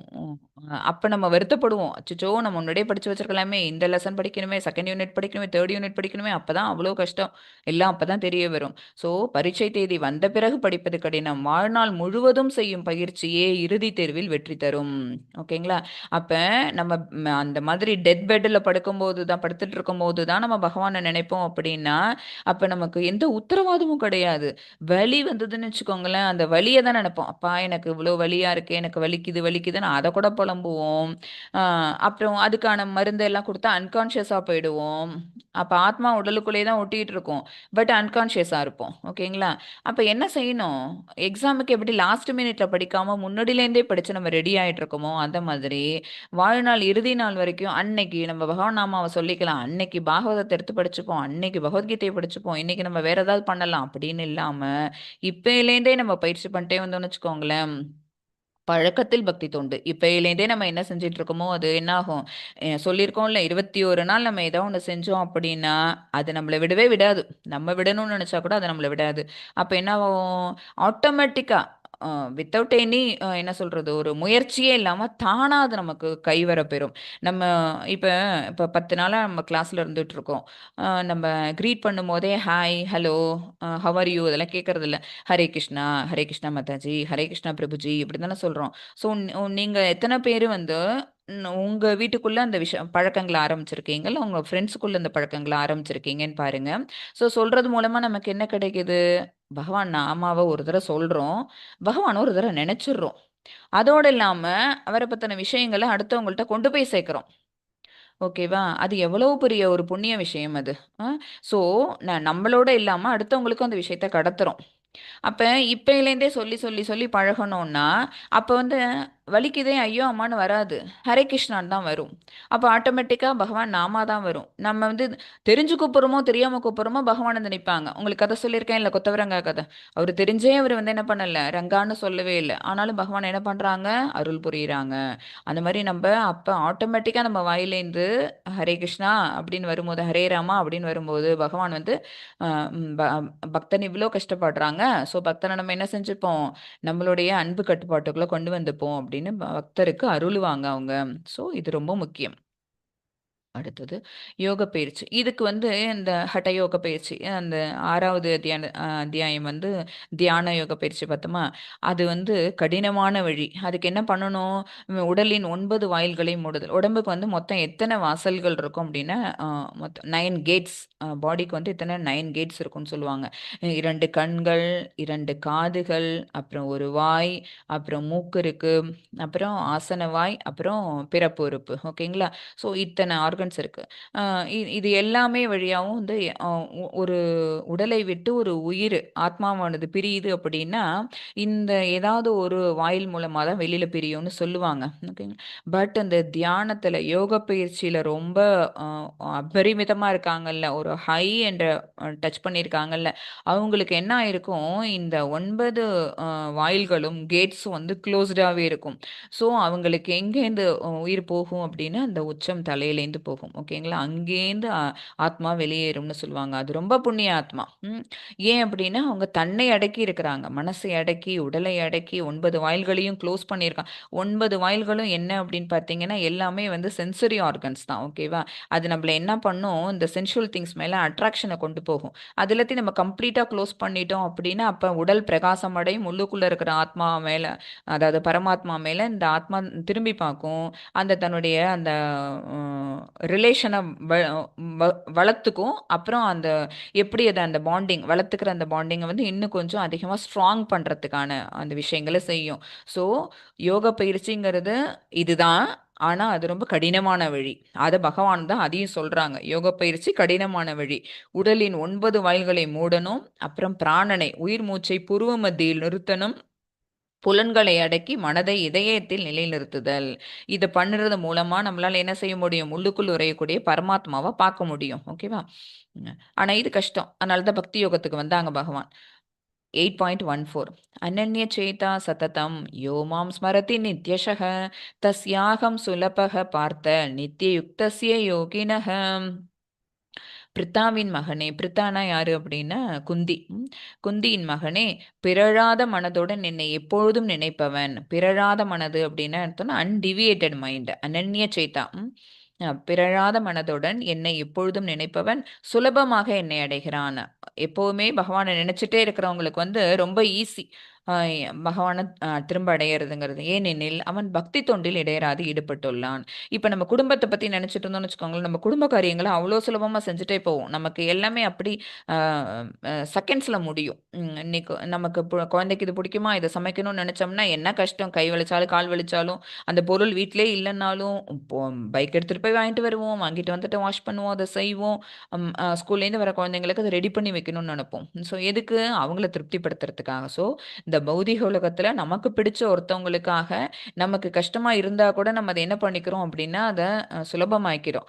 ஏன்னா அவங்கள திருப்திப்படுத்தணும் அப்படின்னு. அப்போ பகவான் கிட்ட பக்தி வளர்த்தோன்னு வச்சுக்கோங்களேன், அவங்க கிட்ட ஒரு பாண்டிங் ஒன்று கிரியேட் பண்ணிக்கிட்டோன்னு வச்சுக்கோங்களேன், அப்போ நம்ம எப்படி நம்மளுடைய குழந்தைகளுக்கு செய்கிறோமோ அதே மாதிரி தான் பகவானுக்கு செய்வோம். அது என்ன, இது சாதாரண ஒரு நம்மளுடைய கடமையாக இதை செஞ்சோம் அப்படின்னா அதுக்கு பேர் என்ன அப்படின்னா பக்தி தொண்டு. ஸோ அவன் பக்தி தொண்டில் இடையராது ஈடுபட்டுள்ளான், அதனால என்னை எப்பொழுதும் நினைப்பவன் சுலபமாக என்னை அடைகிறான். அனன்ய பக்தி இதுதான் வந்து எளிமையான வழி. கடினமான பயிற்சி வந்து தியான பயிற்சி, அதை விட பக்தி தொண்டு பண்ணுறது வந்து எளிமையான வழின்னு பகவான் சொல்கிறாங்க. கடினமான யோக பயிற்சிகள் அனைவருக்கும் சாத்தியம் இல்லை, ஆனால் பக்தி செய்வது மிக எளிது. எப்பொழுதும் என்னை நினைப்பவருக்கு நான் மிக எளிதாக கிடைக்கிறேன், கிருஷ்ணர் சொல்கிறாங்க. அதுதான் அனன்ய சேதா. இந்த ஸ்லோகம் தான் நித்திய யுக்த, எப்போதும் இணைந்திருத்தல். அதுக்கு ஒரே ஒரு விஷயம் நம்ம பண்ணுறது என்ன அப்படின்னா பகவானோட உறவை வச்சுக்கணும், அது மட்டும்தான். எப்பொழுதும் உன்னை பற்றி நினைக்கணும்னு வச்சுக்கோங்களேன், அதுக்கு என்ன பண்ணி ஆகணும், அதோட உறவை வச்சுக்கிறது மட்டும்தான் என்ன அதுக்கான பாசிபிலிட்டியே. உறவு இல்லைன்னு வச்சுக்கோங்களேன், நம்ம அதை மறந்து போயிடுவோம். நம்மளோட ரொம்ப அம்மா அப்பாவுக்கும் பையனுக்கும் ஹஸ்பண்டுக்கும் காட்டுற ஒரு ஒரு பிரியத்தை, அவங்களுக்கு காட்டுற அந்த ஒரு இம்பார்ட்டன்ஸை நம்மளோட நெய்பர்ஹுட்டுக்கோ இல்லாட்டி நம்மளோட கொஞ்சம் தூரத்து சொந்தக்காரங்களுக்கோ நம்ம காட்டுவோமா? காட்ட மாட்டோம். ஏன் அப்படின்னா இவங்களோட நம்ம வச்சிட்டு இருக்கிற அந்த பாண்டிங் அப்படி. என் மகன், பெற்றோர்கள், கணவர் அப்படின்னு நம்ம வச்சிட்டு இருக்க பாண்டிங் அப்படி. பட் இதே பாண்டிங்கை நம்ம இன்னொருத்தவங்களோட ஷேர் பண்ணுவோமா? பண்ணவே மாட்டோம்.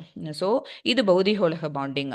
நம்ம ஆன்மீக உலகத்துல இந்த மாதிரி ஏதோ ஒரு கேரக்டர் நம்ம எடுத்துக்கிட்டு பகவானோட நம்ம இணைந்தோம் அப்படின்னா தான் அவங்கள எப்பவுமே நம்மளோட மனசுல வச்சுக்க முடியும். சரிங்களா? ஸோ எது முக்கியம்? பகவானோட நம்ம தொடர்புல இருக்கிறதுங்கிறது முக்கியம்.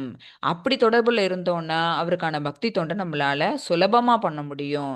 அப்படி தொண்டு நம்ம பண்ணணும்னா பகவான் நமக்கு அவருடைய இடத்தையே நமக்கு கொடுக்குறாங்க. ஸோ நம்ம எங்க போவோம்? பரமனை அடைவோம். இது எளிமையானது கம்பேரிட்டிவ்லி. ஓம் மற்றும் ஸ்மரணம். அப்ப என்ன என்ன பண்ணலாம்? பகவானோட நம்ம வந்து எப்போதும் அவரை ஞாபகத்துல வச்சுக்கணும் அப்படின்னா என்ன பண்ணலாம் அப்படின்னா, நினைவு கூறுதல். அவரை பத்தி நினைக்கணும். ஒரு தாய் தன் குழந்தையை கையில் பிடித்துக்கொண்டு வேலை செய்வது போல, உலக கடமைகளை செய்யும்போதே இறைவனையும் நினைவில் கொள்ள வேண்டும். வேலைகளை நிறுத்த வேண்டாம். அதில் கிருஷ்ண சிந்தனையை சேர்க்கவும். நம்ம இந்த மாதிரி பக்தி தொண்டு செய்ய சொல்றாங்க. ஸோ நான் நாளையிலேருந்து வீட்டில இருக்க வேலையெல்லாம் செய்ய மாட்டேன். நான் வந்து காலேஜ் போமாட்டேன். நான் வந்து ஆஃபீஸ் போமாட்டேன். நான் வந்து இந்த மத்த வேலைகள்லாம் செய்யாம நான் எப்பவும் ஜெபமாலைய கையில வச்சுட்டு ஜெபம் பண்றேன். இதுக்கு பகவானே ஒத்துக்க மாட்டாங்க. என்ன சொல்றாங்க? வேலைகளை நிறுத்த வேண்டாம். ஆனா அதுல என்ன பண்ணணும்? கிருஷ்ணா கான்ஷியஸோட பண்ணு. சாப்பாடு செய்றோமா? பெரியோர்களுக்காக தானே சாப்பாடு செய்றோம். அத பகவானுக்காக நம்ம பண்ணோம்னு வச்சுக்கோங்களேன். அதுதான். அந்த நம்ம பண்ற பௌதீக விஷயங்களையே கிருஷ்ணா கான்ஷியஸோட நம்ம பண்ணணும். இதுதான் நம்ம டேக் அவே மெசேஜ் இப்படி தான் எடுத்துக்கணும். இந்த வேலையெல்லாம் நிறுத்திட்டு தனியா ஆன்மீக செயல்னு ஒண்ணு கிடையவே கிடையாது. சரிங்களா? ஸோ நம்ம எல்லாத்துலயுமே இந்த பகவான கொண்டு வந்தோம்னு வச்சுக்கோங்களேன். குழந்தைக்கா சமைக்கிறோம். குழந்தைக்கு சாப்பாடு ஊட்டும்போது என்ன பண்ணுவோம்? ரொம்ப சின்ன குழந்தையா இருக்கும்போது ஊட்டும்போது என்ன செய்வோம்? அவங்களுக்காக நல்லா அத குழைவ பிசைவோம். அப்புறம் சூடா இருக்கான்னு பார்த்து ஊதி ஊதி பார்த்து அந்த குழந்தைக்கு அத ஊட்டி விடுவோம். அந்த மாரி நம்ம கிருஷ்ணர வந்து நம்மள விட்டு குழந்தையா நெனச்சோம்னு வச்சுக்கோங்களேன், அவங்களுக்கு பிடித்தமான உணவு எது அப்படின்னு பார்த்து பார்த்து பகவானுக்கு அத வந்து நெய்வேத்தியமா வைப்போம். ஓகேங்களா?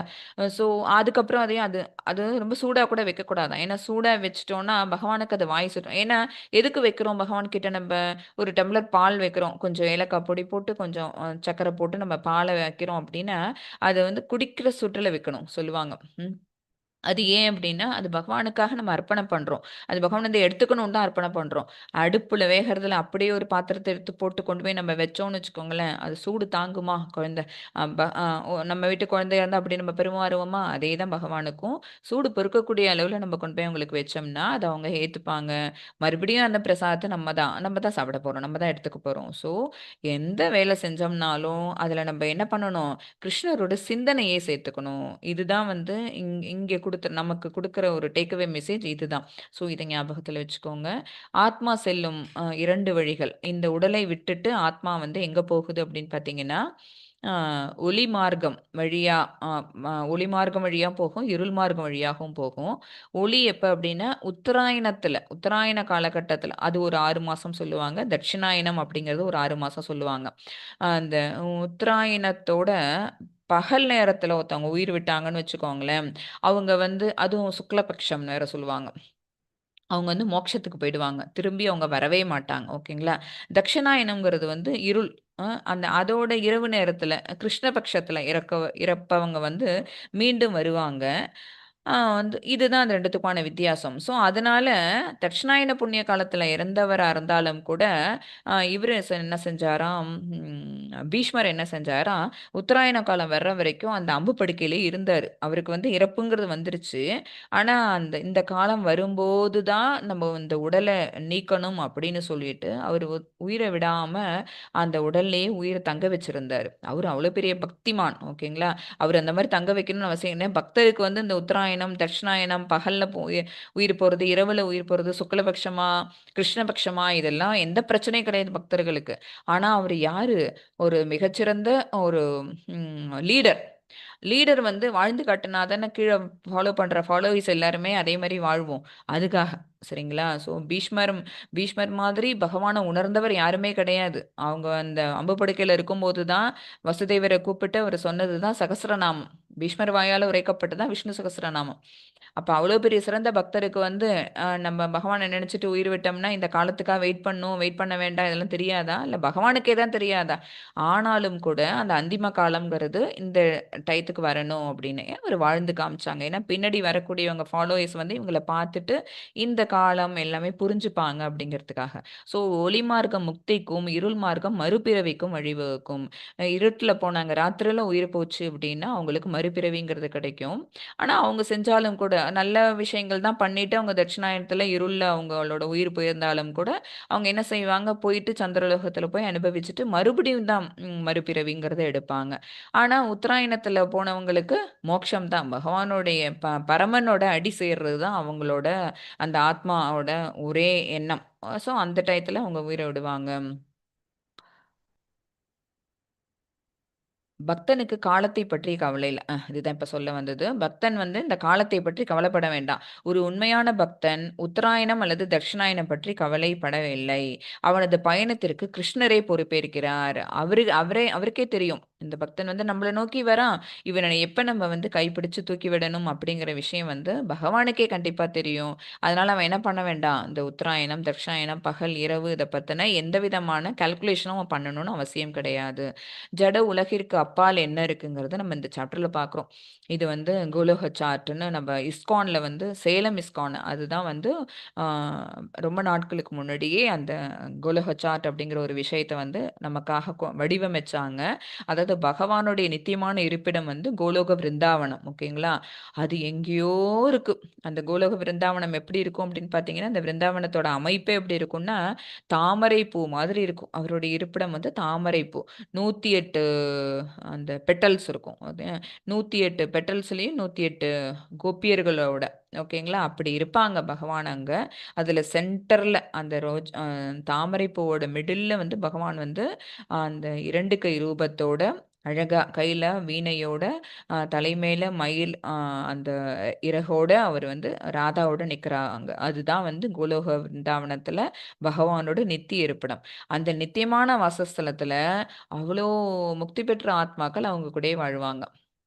ஓகேங்களா? அவங்கள தாண்டி அந்த கோலோக சார்ட்ல பார்த்தீங்க அப்டின்னா, அந்த கோலோகம் தெரியும். அந்த கோலோக விருந்தாவனத்துக்கு அப்புறம் தான் வைகுண்டங்கள் இருக்கும். கோலோக வைகுண்டங்கள் ஹரிதாமாஸ் அதாவது விஷ்ணுவோட இடங்கள்ங்கிறது அதெல்லாம் தான். நெறைய வைகுண்டங்கள் இருக்கும். அப்புறம் வந்து விஷ்ணுவோட வேற வேற கர்ப்போதக்ஷாயி, அப்புறம் க்ஷீரோதக்ஷாயி விஷ்ணு அப்படின்னு விஷ்ணுவோட பிற அவதாரங்கள்லாம் அவர் வந்து தன்னை எப்படியெல்லாம் விரிவங்கங்கள் பண்ணிட்டு இருக்கிறாரு அப்படிங்கிறதெல்லாம் அதுல வரும். அப்புறம் அவர்கிட்ட இருந்து தான் அந்த காரண கடல்ல படுத்துட்டு இருக்கக்கூடிய காரணோதகஷாயி விஷ்ணு கிட்ட இருந்து தான் அண்டங்கள் எல்லாமே உருவாகும். அப்படி வரக்கூடிய அண்டங்கள் உள்ளார பார்த்தீங்க அப்படின்னா, லக்ஷ்மி தாமா வரும். அப்புறம் மாயாதேவி அவங்களோட இருப்பிடங்கள் இருக்கும். அதுக்கு கீழ தான் வந்து மகேஷ தாமான்னு சிவபெருமானோட இருப்பிடம் வரும். அதுக்கு கீழ தான் தேவி தாமா இருக்கும். தேவி தாமால தான் நம்ம எல்லாரும் இருக்கிறோம். இந்த பூலோகங்கள் 17, 16 உலகங்களும் இருக்கிறது தேவி தாமா. அதுல தான் பிரம்மோலகம் இருக்கும். ஓகேங்களா? தேவிதாமால தான் வந்து பிரம்மலோகங்கள் இருக்கும். இந்த ஃபுல்லு சார்ட் வந்து உங்களுக்கு மாதாஜி நம்மளோட அட்மின் மாதாஜி வந்து ஷேர் பண்ண சொல்றேன் நம்மளோட குரூப்ல. நீங்க டைம் இருக்கும்போது இந்த குலக சார்ட்டை எடுத்து நீங்க ஜூம் பண்ணி பார்த்தீங்கன்னா, உங்களுக்கு இது எல்லாம் தெரியும். இத்தனை இடத்துல அதாவது பகவான் இருக்கிறது அப்பன்னா எங்கேயோ ஆனாலும் கூட நம்ம கூப்பிட்ட குரலுக்கு ஓடி வராங்களே! கஜேந்திரன் கூப்பிட்டாங்க. ஆதி மூலமேன்னு கூப்பிட்ட அடுத்த செகண்ட் கஜேந்திரன் பக்கத்துல வந்து நிக்கிறாங்க. அப்ப வந்து எவ்ளோ ஒரு பவர் இருக்கு பாருங்க. ஒரு பக்தனுடைய குரலுக்கு வந்து துயருற்றோர், கஷ்டத்துல இருக்கிறவங்களுக்கு வந்து எப்படி ஒரு அ இரண்யகசிபு வந்து கஷ்டப்படுத்தும்போது பிரகலாதன, "இங்க இருக்கிறாரா? தூண்ல இங்க இருக்கிறாரா? இந்த தூண்ல இருக்கிறாரா? இதுல இருப்பாரு. இந்த துரும்புல இருக்கிறாரா?" அப்படின்னு கேட்கும்போது, டக்குன்னு அவசரமா அந்த இடத்துட்ட தடால்னு வந்து இறங்குனாராம். என்ன ஒரு எடுக்கணும்னு ஒரு டிசைட் பண்றதுக்கு முன்னாடியே அத ஃபைனல் பண்ணிட்டு அவர் இறங்கிடுறாரு. ஏன்னா, நம்மளுடைய பக்தன் பிரகலாதன் அவ்வளோ கஷ்டப்படுறான். இரண்யகசிபு கையில மாட்டிட்டு அப்படிங்கிறதுனால அவர் அப்படி வந்து இறங்குனாரு அந்த இடத்துல. ஸோ பக்தர்களை காப்பதற்காக அவர் என்ன செய்றாரு? அந்த அசுரர்களை அழிப்பதற்காக யுகந்தோறும் தோன்றுகிறேன்னு அவர் வந்து நமக்கு ப்ராமிஸ் வேற பண்ணியிருக்கிறாரு. ஸோ அவரோட இருப்பிடம் எங்கேயோ நமக்கு கற்பனைக்கு கூட எட்டாத இடத்துல பகவான் இருந்தாலும் கூட, என்ன இருக்கு நிச்சயமா? ஆன்மீக உலகங்கிறது சாஸ்வதமா இருக்கு. அவரால படைக்கப்பட்ட நான் சொன்னேன்ல அதுக்கப்புறம் ஒரு ஒரு ஸ்டெப்பா எத்தனையோ சொன்னேன்ல தேவிதாமா, மகேஸ்வரதாமா இதெல்லாம் தான் என்ன ஆகுது அப்படின்னா, ஒரு ஒரு டைமும் பகவான் வந்து உள்மூச்சு, வெளிமூச்சு வாங்கும்போதெல்லாம் அவருக்குள்ள ஐக்கியமாயிட்டு வெளியில வந்துட்டுருக்குறோம். ஸோ இந்த ஜட உலகம் நம்ம இருக்கிறோம்ல இந்த பிரபஞ்சம், இந்த மாரி எண்ணற்ற பிரபஞ்சங்கள் இருக்கு. எப்படி வந்து அதுக்கு ஒரு அனாலஜி குடுத்துருப்பாங்க. பிரபுபாதா அவங்களோட பொழிப்புரையில பார்த்தீங்கன்னா தெரியும். பகவத்கீதையில அவரோட பொழிப்புரைகள்லாம் அவ்ளோ ஃபண்டாஸ்டிக்கா இருக்கும். அந்த அட்லாண்டிக் பெருங்கடல்ல எப்படி நீர்க்குமிழிகள் தோன்றி தோன்றி மறையும்ல. நீர்க்குமிழிங்கிறது வாட்டர்ல பபிள்ஸ் கல்ல விட்டு எறிஞ்சோம்னா பபிள்ஸ் வருதுல்ல. அதோட ஆயுட்காலம் எவ்வளோ இருக்கும்? ஒரு 5 செகண்ட், 10 செகண்ட் இருக்குமா? அந்த நீர்க்குமிழிகள். நீர்க்குமிழிகளோட சைஸ் எல்லாம் ஒரே மாரியாவா இருக்கு? இல்ல. ஒண்ணு பெருசா தோணும், ஒண்ணு சின்னதா தோணும், ஒரு மிடில்ல தோணும். மிடில் சைஸா இருக்கும். அதெல்லாம் ஒண்ணு தோன்றும், டக்குனு அது பபிள் அந்த வெடிக்கும். இன்னொன்னு தோன்றும், பபிள் வெடிக்கும். இன்னும் ஒரு 10 தோன்றும், அதுல ஒண்ணு ஒண்ணா வெடிக்கும். திருப்பி தோன்றிக்கிட்டே இருக்கும். அந்த மாதிரி அதாவது அட்லாண்டிக் பெருங்கடல் எவ்வளோ பெருசு? ஏன்னா நமக்கு தெரிஞ்சது அது பெருசுன்னு சொல்ல வரதுக்காக. அதுல நீர்க்குமிழிகள் எத்தன தோன்றி, தோன்றி, தோன்றி, தோன்றி மறையுமோ, அந்த மாரி பகவானோட மூச்சுக்காற்று வெளிவரும்போதும், உள்வுளரி எடுக்கும்போதும் பிரபஞ்சங்கள் தோன்றி, தோன்றி மறைகின்றன அப்படின்னு பிரபுபாதா அவங்க வந்து அனாலஜி குடுத்திருப்பாங்க. ஒப்பு உவமைன்னு பேரு. ஸோ இந்த ஜட உலகத்திற்கு அப்பால் சாஸ்வதமா இருக்கக்கூடிய, ஆனந்தமா இருக்கக்கூடிய ஒரு இடம் எது அப்படின்னா, ஆன்மீக உலகம். இந்த உலகம் அழியும் போதும் அழியாத ஒரு இடம் உள்ளது. அதுவே நித்திய இயற்கை, சனாதன இயற்கை தான் பகவானுடைய இருப்பிடம். ஸோ ஜட உலகம் தற்காலிகமானது. ஆன்மீக உலகம் எப்போதும் நிலைத்திருப்பது. ஹரே கிருஷ்ணா. கோலோகம் ஆத்மாவின் உண்மையான வீடு இதுதான் சொன்னேன்ல. அந்த ஒரு தாமரைப்பூ மாதிரி இருக்கும் அந்த இருப்பிடத்தோட அந்த அழக பார்த்தீங்கன்னா அப்படி இருக்கும். உருவமும் அழகும். இதுதான் பரமபதம். இங்கே சென்றவர்கள் மீண்டும் இந்த துன்பமயான உலகத்திற்கு திரும்பி வருவதில்லை. நம்ம வந்து இந்த ஜட உலகத்தில் நம்ம செய்யக்கூடிய அந்த அன்பு தொண்டு, பகவானுக்கான பக்தி தொண்டு எல்லாத்தையுமே நம்ம எப்ப கஷ்டப்படுறோமோ, நம்ம வந்து பகவான் கிட்ட வீடு திரும்பணும், அவரோட இருப்பிடத்திற்கு செல்லணும் அப்படின்னு நம்ம நினைக்கிறோமோ, அப்ப பகவான் இங்கேருந்து கைப்பிடிச்சு நம்மள அங்கேருந்து தூக்கி விட்டுருவாங்களாம். நம்ம எல்லாரும் இங்க டைரக்ட்டா வந்துருவோம். ஓகேங்களா? ஸோ என்ன பண்றோம்? வீடு திரும்புதல். பேக் டூ ஹோம் இதுதான். ஒரு ட்ரிப் முடிச்சுட்டு நம்மளோட ஒரு இங்கேருந்து வேற ஒரு ஊருக்கு நம்மளுக்கு ட்ரிப் போட்டிருக்காங்கன்னு வச்சுக்கோங்களேன், அஃபிஷியலா நம்ம போயிட்டு எங்க வருவோம்? நம்மளுடைய சொந்த வீட்டுக்கு திரும்பி வருவோம். அதே மாதிரியே பகவான் நமக்கு இங்க என்ன பண்ணியிருக்காங்க? ஃப்ரீடம் கேட்டிருக்கீல்ல, குடுக்குறேன் நீ போயிட்டு வா அப்படின்னு நம்மள அனுப்பிச்சு விட்டுருக்காங்க. ஸோ நம்ம போயிட்டு இங்க என்ஜாய் பண்ணிட்டு நம்மளோட அம்மா வீட்டுக்கு நம்ம திரும்பி வரா மாரி, நம்மளுடைய சொந்த வீட்டுக்கு நம்ம திரும்பி வரா மாரி நம்மளும் இந்த கோலோகத்துக்கு திரும்பி போயிடணும். ஏன்னா நம்மளோட சாஸ்வதமான இடம் அங்க தான் இருக்கு. ஓகேங்களா? இதுதான் வீடு திரும்புதல்ங்கிறது. கோலோகம் இதுதான் ஆத்மாவின் உண்மையான வீடு. சரியா? இறைவனுடனான 5 வகை உறவுகள். சொன்னோமா?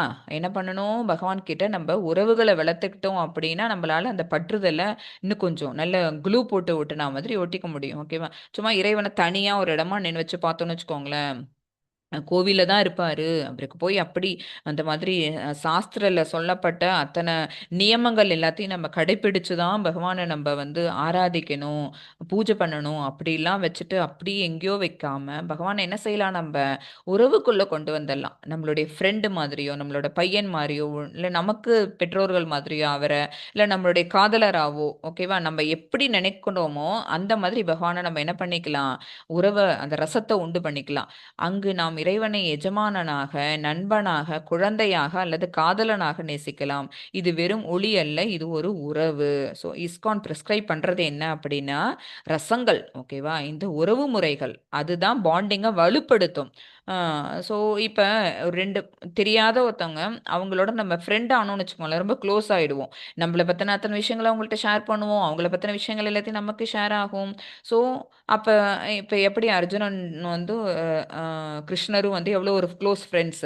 அப்ப அர்ஜுனனுக்கு ஏற்படுற சந்தேகங்கள் எல்லாத்தையும் என்ன செய்றாங்க? கிருஷ்ணர்ட்ட கேட்டு தெளிய வச்சுக்கிறாங்களா? அப்ப அது அது என்ன அப்படின்னா நட்பு. சக்கியம் அப்படின்னா நட்பு. நட்பின் முறையில நம்ம உறவு கொண்டுக்கிட்டோம் அப்படின்னா, அதுக்கு எக்ஸாம்பிளா நமக்கு கண்ணெதிரயே இருக்கிறாங்க கிருஷ்ண அர்ஜுனர்கள். அர்ஜுனர். அப்புறம் தாசியம் அப்படின்னா நமக்கு கண்ணுக்கு முன்னாடியே தெரியுது. ராமரும், ஆஞ்சநேயரும். ஹனுமான் என்ன பண்ணாரு? அவரோட சேவை மூலமா லக்ஷ்மணர்களுக்கு அவ்ளோ ஹெல்ப் பண்ணியிருக்கிறாங்க. சேவை மூலமா. ஃபுல்லா தன்னை வந்து சரண்டர் பண்ணிக்கிறாங்க. தன்னால இயன்ற அனைத்து காரியங்களையும் பகவானுக்காக செஞ்சு குடுக்குறாங்க. ஸோ சேவைக்கு உதாரணமே யாரு அப்படின்னா, கண்ண மூடிட்டு சொல்ல முடியும் உங்க எல்லாராலயும். ஸோ தாசியம் அப்படிங்கிறது என்ன அப்படின்னா, சேவை மனப்பான்மையோட இருக்கிறது. வாத்சல்யம் அப்படிங்கிறது வந்து அம்மா, மகன் உறவு. எப்படி யசோதாம்மா வந்து கிருஷ்ணர் மேல அந்த பற்று வச்சிருந்தாங்க. அந்த மாதிரி நம்ம வந்து குழந்தையா கிருஷ்ணரை வந்து குழந்தையா நம்ம என்ன பண்ணிக்கலாம், அந்த உறவை நம்ம எடுத்துக்கலாம்.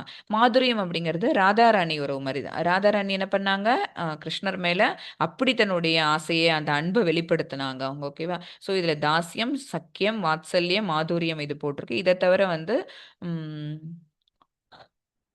இன்னும் ஒண்ணு ஹரே கிருஷ்ணா மறந்துட்டேன், யோசிச்சுட்டு சொல்கிறேன். ஸோ இந்த மாதிரி மொத்தம் 5 வகை உறவுகளை வந்து இன்னொன்று வந்து காமனாக அதுக்கு பட் அந்த பேரை நான் மறந்துட்டேன். ஸோ இன்னொன்று வந்து காமனாக நம்ம கடவுள் பக்தன் அப்படிங்கிற அந்த மாதிரி ஒரு உறவு. ஓகேங்களா? ஸோ 5 விதமான உறவில் நம்ம வந்து எந்த உறவு நமக்கு சரியாக வரும் அப்படிங்கிறத பார்த்து நம்ம என்ன செய்யலாம் அப்படின்னா, பகவானுடைய அந்த உறவை நம்மளால் ஏற்படுத்திக்கிட்டு அதில் நம்மளால் முன்னேறி போக முடியும். ஓகேவா? எது நமக்கு ஒத்து வரும், எந்த உறவு முறை நம்மளால நீட்டிச்சு கொண்டு போக முடியுங்கிறத புரிஞ்சுட்டு நம்ம என்ன செய்யலாம் அப்படின்னா, பகவானோட நித்திய உறவை நம்ம வளர்த்துக்கலாம். 8.28 லாஸ்ட் ஸ்லோகம். வேதேஷு யஜ்ஞேஷு தபசு சைவ தானேஷு யத் புண்ணிய பலம் பிரதிஷ்டம் அத்யேதி தத் சர்வம் இதம் விதித்வா யோகி பரம் ஸ்தானம் உபைதி சாத்தியம். பக்தி தொண்டின் பாதையை ஏற்பவர் வேதங்களை படித்தல், யாகங்களை செய்தல், தவம் புரிதல், தானம் கொடுத்தல், கர்ம ஞான பாதைகளை மேற்கொள்ளுதல் ஆகியவற்றால் அடையப்படும் பலன்களை இழப்பது இல்லை. பக்தி தொண்டை செய்வதன் மூலமாகவே இவை அனைத்தையும் பெற்று இறுதியில் நித்தியமான உன்னத இடத்தை அவன் அடைகிறான். இது என்ன அப்படின்னா, மொத்தம் 5 விஷயங்கள் சொல்லப்பட்டிருக்கு பாருங்க. பொதுவாக இதெல்லாமே வந்து பகவான் வந்து நீ செய்யின்னு நமக்கு பிரிஸ்கிரைப் பண்ணியிருக்கிற டியூட்டிஸ். வேதங்களை படிக்கணும். ஓகேங்களா? இப்போ நம்ம படிக்கிறோம்ல, இது 5ஆம் வேதம். பகவத்கீதைங்கிறது 5ஆம் வேதம். பாகவதம் கதைகள் கேட்குறோம், பாகவதத்தை படிக்கிறோம், நமக்கு தெரிஞ்ச அனைத்து விஷயங்களையும் கேட்டு தெரிஞ்சுக்கிறோம். பகவானை பற்றின டவுட் இருந்ததுன்னா கேட்டு தெரிஞ்சுக்கிறோம். அப்புறம் யாகங்கள் செய்தல். யாகங்கள்னா இப்போ இந்த கலியுகத்தில் ப்ரிஸ்கிரைப் பண்ணியிருக்கப்பட்ட யாகம் என்ன அப்படின்னா தியாகம். நம்மளோட பலனை தியாகம் பண்ணுறது அப்படிங்கிறதே ஒரு பெரிய யாகம். ஓகேங்களா? அப்புறம் ஜப யாகம், ஜபம் பண்ணுறதுங்கிறது ஒரு யஜ்ஞம் இருக்குது. அப்புறம் தவம் புரிதல். தவம் எகெயின் அதே தான். என்ன தவம் அப்படின்னு பார்த்தீங்கன்னா, உடலால் தவம் பண்ணலாம், மனசால் தவம் பண்ணலாம், வாக்கால் தவம் பண்ணலாம். அடுத்தவங்களை வந்து துன்புறுத்தாமல் நம்ம பேசுகிற பேச்சே ஒரு தவம். ஓகேங்களா? பெரியோர்கள் யாரும் வந்தாங்க அப்படின்னா அவங்களுக்கு தண்டனிட்டு நம்மளுடைய சமர்ப்பணத்தை தெரிவிச்சுக்கிறது, அவங்களுக்கு ஃபுல்லாக நம்ம வந்து சரண்டர் பண்ணி நமஸ்காரம் பண்ணிக்கிறது இருக்குது பார்த்தீங்களா, அவங்களுக்கு வேணுங்கிற சேவையை நம்ம செய்யறதுங்கிறது இருக்குது பார்த்தீங்களா, அது உடலால் செய்யக்கூடிய தவம். ஸோ இது இந்த மாதிரி தவங்கள் நம்மளால் இப்போ செய்ய முடியும். காட்டுக்கு போயிட்டு செலிபஸியை நம்ம ஃபாலோ பண்ணி நம்ம தவம் பண்ணுறதுங்கிறதெல்லாம் கலியுகத்தில் முடியாது, சாத்தியப்படாது. அதனால் இது எல்லாமே சிம்பிளிஃபை பண்ணியாச்சு. ஸோ நம்ம ஜபயாகம் பண்ணாலே அது யாகத்தில் சேர்ந்துடும். அப்புறம் இந்த மாதிரி அடுத்தவங்களுக்கு துன்புறுத்தாத வார்த்தைகளை சொல்கிறாலே அதுவே வந்து வாக்குதவம். அடுத்தவங்களுக்கு வந்து பணிவோடு நடந்துக்கிட்டோம்னா அது வந்து உடல் தவம், அதில் போயிடும். தானம் கொடுத்தல், கண்டிப்பாக தானம் கொடுக்கணும். நம்மள்ட்ட என்ன இருக்குதோ அதை என்ன செய்யணும் அப்படின்னா, அது வந்து பக்தர்களுக்கோ அல்லது நம்மளை தேடி வரக்கூடிய ஏழ்மையானவர்கள் அவங்கள்ட்ட இல்லை அப்படிங்கும்போது நம்ம என்ன செய்யக்கூடாது அப்படின்னா, திரும்பட்ட போகக்கூடாது. நம்ம கிட்ட என்ன இருக்குதோ அதில் ஒரு ஷேர் உங்களுக்கு வந்து நம்ம கான்ட்ரிபியூட் பண்ணணும். பொதுவாகவே சொல்லுவாங்க என்ன அப்படின்னா, நம்ம எவ்வளோ சம்பாதிக்கிறோமோ அதில் ஒரு பகுதி வந்து பகவானுக்காக நம்ம கொடுத்துடணும், இன்னொரு பகுதி வந்து அடுத்தவங்களுக்கு, கஷ்டப்படுறவங்களுக்கு, ஏழை மக்களுக்கு உணவு அன்னதானம் பண்ணுறதுங்கிறது அவ்வளோ சிறந்தது. இருக்கிறதுலையே உயர்ந்த தானம் என்ன அப்படின்னா அன்னதானம், அடுத்தவங்களை பசிச்ச வயிற்றுக்கு சாப்பாடு போடுறதுங்கிறது. ஸோ தானம் கொடுத்தல்ங்கிறது இதில் சாஸ்திரத்தில் சொல்லப்பட்டிருக்கிற ஒரு விஷயம், அதை நம்ம வந்து தவிர்க்கவே முடியாது. அப்புறம் கர்ம ஞான பாதைகளை மேற்கொள்ளுதல், அதுதான் நமக்குன்னு ப்ரிஸ்கிரைப் பண்ணியிருக்க டியூட்டிஸை நம்ம ஃபாலோ பண்ணிட்டு வரணுங்கிறது. இது எல்லாத்தையும் செய்கிறவங்க அதனால ஏற்படக்கூடிய பலன்கள் இருக்கு பார்த்தீங்களா, அதை வந்து இழப்பது இல்லை. பக்தி தொண்டை செய்வதன் மூலமாகவே இவை அனைத்தையும் பெற்று இறுதியில் நித்தியமான உன்னத இடத்தை அவன் அடைகிறான். பக்தி தொண்டு ஒன்று செஞ்சாலே போதும், இதெல்லாம் செய்யலைன்னாலும் கூட பகவான் என்ன செய்கிறாங்க, என்ன விரும்பி என் மேல ஆசைப்பட்டு எனக்காக ஒரு உறவை உருவாக்கிக்கிட்டு இவன் எனக்கான பக்தி தொண்டை பிறழாத மனத்துடன் எப்போதும் செஞ்சுக்கிட்டு இருக்கிறான். அதனால இவனுக்கு வந்து கர்ம பலன் எதுவுமே அவனை தீண்டாது, இறுதியில் அவன் நித்தியமான உன்னத இடத்தை அவன் அடைவான் அப்படின்னு பகவான் சொல்றாங்க. இதான் லாஸ்ட் ஸ்லோகா இந்த சாப்டர்ல. வேதேஷு யஜ்ஞேஷு தபசு, இதெல்லாம் தான். அதாவது வேதங்களை படித்தல், யஜ்ஞங்கள் செய்தல், தவம் புரிதல், தானேஷு தானம் கொடுத்தல். இதோட புண்ணிய பலன் என்ன அப்படின்னு பார்த்தீங்கன்னா, நமக்கு மறுபடியும் கிடைச்சிரும். அதோட பலனை நம்ம இழக்கவே மாட்டோம். இதுதான் யோகி பரம் ஸ்தானம் உபைத்தி சாத்தியம். பரம் ஸ்தானம்னா பகவானுடைய இருப்பிடம். அப்படி இருக்கிற அந்த யோகிகளுக்கு வந்து கண்டிப்பா என்ன விதிக்கப்பட்டிருக்குது, அந்த பரம இடம், அவருடைய பகவானுடைய நித்தியமான இருப்பிடத்துல அவங்களுக்கு ஒரு இடம்ங்கிறது ஒதுக்கி வைக்கப்பட்டுள்ளது அப்படின்னு பகவான் வந்து அஷூரன்ஸ் கொடுக்குறாங்க அர்ஜுனனுக்கு. ஹரே கிருஷ்ணா. ஸோ என்ன தேவை? நீ பணம் குடுக்குற, பொருள் குடுக்குற, என்னென்னமோ பண்ற அப்படின்னாலும், ஒரு பெருசா கோவில் கட்டுற, பகவானுக்கு அவ்வளோ பெரிய விசேஷம்லாம் பண்ற அப்படின்னாலும் கூட, பகவான் எங்க வருவாங்க? நீ ஆசையோட செஞ்சீன்னா அங்க தான் வருவாங்க. ஓகேங்களா? அத பத்தின நெறைய கதைகள் நம்ம சின்ன வயசுலேருந்தே படிச்சிருக்கிறோம். ஒரு ராஜா ஒருத்தவர் வந்து அவ்வளோ விமரிசையா ஒரு கோவில் ஒண்ணு கட்டுவாரு. நாயனார் கதை ஒண்ணு. பூசலார் அப்படிங்கிற நாயனார் கதை நம்ம பார்த்துருக்குறோம். நெறைய இடத்துல நீங்க கேட்டிருப்பீங்க இந்த கதைய. அவங்க என்ன செய்வாங்க? கோயில் கட்டணும்னு அவங்களுக்கு ஆசை இருக்கு. பட் அவங்களுக்கு வந்து அவங்களுடைய அன்றாட உணவு, அத அவங்களுக்கு சம்பாதிச்சுக்கிறதுக்கே அவங்களுக்கு முடியாது. அவ்வளோ வறுமையில இருக்கிறவங்க, சிவபெருமானுக்காக எப்படி அவ்வளோ பெரிய கோயிலை நிர்மாணம் பண்ண முடியும்? ரொம்ப கஷ்டமான விஷயம். ஆனா ஒரு ராஜாவால கண்டிப்பா முடியும். அவங்க கிட்ட வந்து பண வசதி இருக்கு, பொருள் வசதி இருக்கு, அ ஆட்படை இருக்குது. ஸோ அவங்களால ஈஸியா அவ்வளோ பெரிய கோவில கன்ஸ்ட்ரக்ட் பண்ண முடியும். அவங்களும் கோயில் கட்டுறாங்க ராஜா. உண்மையாவே. பூசலாரும் மனசுக்குள்ளேயே கோயில் கட்டுனாங்க. 2 பேரும் ஆக்சிடென்டலா என்ன பண்றாங்க, ஒரே நாள் முகூர்த்தம், ஒரே முகூர்த்தம் வைக்கிறாங்க பகவான அதுக்குள்ள ஆவாகனம் பண்றதுக்கு. அவங்களுக்கு அன்னைக்கு அந்த கோவிலுக்கான குடமுழுக்கு பண்ணி பகவான் அன்னையிலேருந்து அங்க ஆவாகனம் பண்ண போறாங்க அப்படின்னா, 2 பேரும் ஒரே நாள், ஒரே முகூர்த்தத்த ஃபிக்ஸ் பண்றாங்க. பகவானுக்கு இப்ப பிரச்சனையா போயிடுது. எங்க போறது அப்படின்னு சொல்லிட்டு. அப்ப வந்து போய் அந்த ராஜாட்ட சொல்றாங்க. "இல்ல, இல்ல எனக்கு வந்து இன்னைக்கு நீ இத மாத்திடு. ஏன்னா என்னுடைய பக்தன் ஒருத்தன் வந்து கோயில் கட்டிட்டு இருக்கிறான். ஸோ அவன் வச்சிருக்கிற அன்னைக்கு நான் அவனோட" ஏன்னா அவ்ளோ ஆசையா, அவ்ளோ அவன் வந்து தன்னுடைய முயற்சியினால அந்த கோவில கட்டுறதுனால, "நான் அங்க தான் போகணும் இன்னைக்கு நினைக்கிறேன். ஸோ நீ வச்ச முகூர்த்தத்த மாத்தி வச்சுக்கோ" அப்படின்னோனே, யார் இந்த ஊர்ல நம்மள தவிர வேற என்ன கோயில் யார் கட்டிட்டு இருக்கான்னு ராஜாவுக்கு புரியாம போகவும் கேட்குறாங்க. இல்லையே இந்த ஊர்ல இந்த ஒரு கோயில் தானே வேற எங்கேயுமே இல்ல. மூலை முடுக்கு பூரா தேடுறாங்க அந்த ஊர்ல. அந்த ஒரு கோயில தவிர வேற எதுவும் நியூலி கன்ஸ்ட்ரக்டட் டெம்பிள் கிடையவே கிடையாது. அப்ப வந்து எங்க என்னன்னு விசாரிக்கும்போது, ராஜா யாரையோ பத்தி விசாரிக்கிறாங்க அப்படின்னோன, பூசலார் வீட்டுக்கு பக்கத்துல இருக்கிறவங்க சொல்றாங்க. இல்ல, இல்ல எங்க தெருவுல தான் ஒருத்தர் இருக்கிறாரு. அவரும் எப்போதும் ஒரு பித்து மாரியே இருப்பாரு. அவருக்கே வீடு சொந்தமான இடம் கிடையாது. ஆனாலும் அவர் வந்து நான் கோயில் கட்டுறேன்னா, நான் அன்னைக்கு வாசல் வச்சுட்டேன், நான் அன்னைக்கு கதவு வச்சுட்டேன், நான் அன்னைக்கு வந்து ஜன்னல் வச்சேன் அப்படின்னு ஒண்ணு ஒண்ணு சொல்லுவாரு. மேபி அவருதான் அப்படின்னு. அவரு எங்க கட்டுறாரு? அப்படின்னோன, அப்புறம் போய் அவர்ட்ட கேட்டேன். ஆமா நான் கட்டியிருக்கிறேன். ரொம்ப அழகா இருக்கு அந்த கோவிலு. நான் அதுக்கு தேதி வச்சிருக்கிறேன். முகூர்த்தம் ஃபிக்ஸ் பண்ணிட்டேன் அப்படின்னோனே, என்னுடைய மனசுல இருக்கிற அப்ப என்ன பொருளோ, பொண்ணோ, செலவோ எதுவுமே பண்ணாம அவரு என்ன மட்டும் குடுத்தாரு? அன்ப மட்டும் குடுத்தாரு. இப்ப இந்த பிசிக்கல் பேலன்ஸ்ல பாருங்க, இதுல அன்பு இருக்கிற இடம் வந்து இந்த தட்டு தாழ்ந்திருக்கு பாருங்க. அதுக்கு ஈக்குவலன்ட்டா நம்ம இங்க என்ன வச்சாலும் கூட, அது என்ன ஆகல, சரிசமமா ஆகாது. ஸோ நம்ம என்ன பண்ணா எத புரிஞ்சுக்கிட்டா போதும்? பக்தி. பகவான் மேல வைக்கக்கூடிய அந்த பற்று. அது ஒண்ணே போதுமானது. பகவானோட இருப்பிடத்துக்கு நம்மளால திரும்பி போக முடியுங்கிறது. இதான் டேக் அவே மெசேஜ். இந்த அத்தியாயத்தை புரிந்து கொண்டு பக்தி செய்வதன் மூலம், வேதங்கள் படிப்பதாலும், தவம் செய்வதாலும், தானங்கள் செய்வதாலும் கிடைக்கும் எல்லா பலன்களையும் ஒருவன் தானாகவே அடைகிறான். ஓகேவா? பக்தி ஒண்ணு பண்ணா போதும். இந்த பிறவி உங்கள் கடைசி பிறவியாக இருக்கட்டும். ஏன்னா, இப்ப இந்த சாப்டர்ல தான் பகவான் நமக்கு சொல்லியிருக்கிறாங்க. பிறப்பு, இறப்பு அந்த பயணம் என்ன அப்படிங்கிறத பாருங்க. பகவான் வந்து கோலோக விருந்தாவனத்திலேருந்து கைய நீட்டுறாங்க. பூலோகத்திலேருந்து நம்ம தான் அவங்களோட கைய பிடிச்சுக்கணும். கிருஷ்ணர் நீட்டும் கையை பிடித்துக் கொள்ளுங்கள். அதுக்கு ஒரே அவரோட கனெக்டிவிட்டிய உண்டு பண்றது என்ன அப்படின்னா, கோலோக சார்ட் இன்னைக்கு ஷேர் பண்ணுவாங்க. அத நீங்க பாருங்க. நம்ம இருக்கிறது என்ன அப்படின்னா, இந்த ஈரேழு 14 உலகங்கள்ம்போம்ல, அதுல. பிரம்மலோகத்துக்கு கீழ தான் என்ன சத்தியலோகம். அதுதான் பிரம்மலோகம். அதுக்கு கீழ தான் வந்து தப்போலோகம், அப்புறம் பித்ருலோகம், ஜனலோகம், அ மக்கரலோகம் அந்த மாரிலாம் வரும். அதாவது ஈரேழு 14ங்கிறதுல நமக்கு மேல 7 லோகங்கள், நமக்கு கீழ 7 லோகங்கள் வரும். நம்ம பூலோகம்.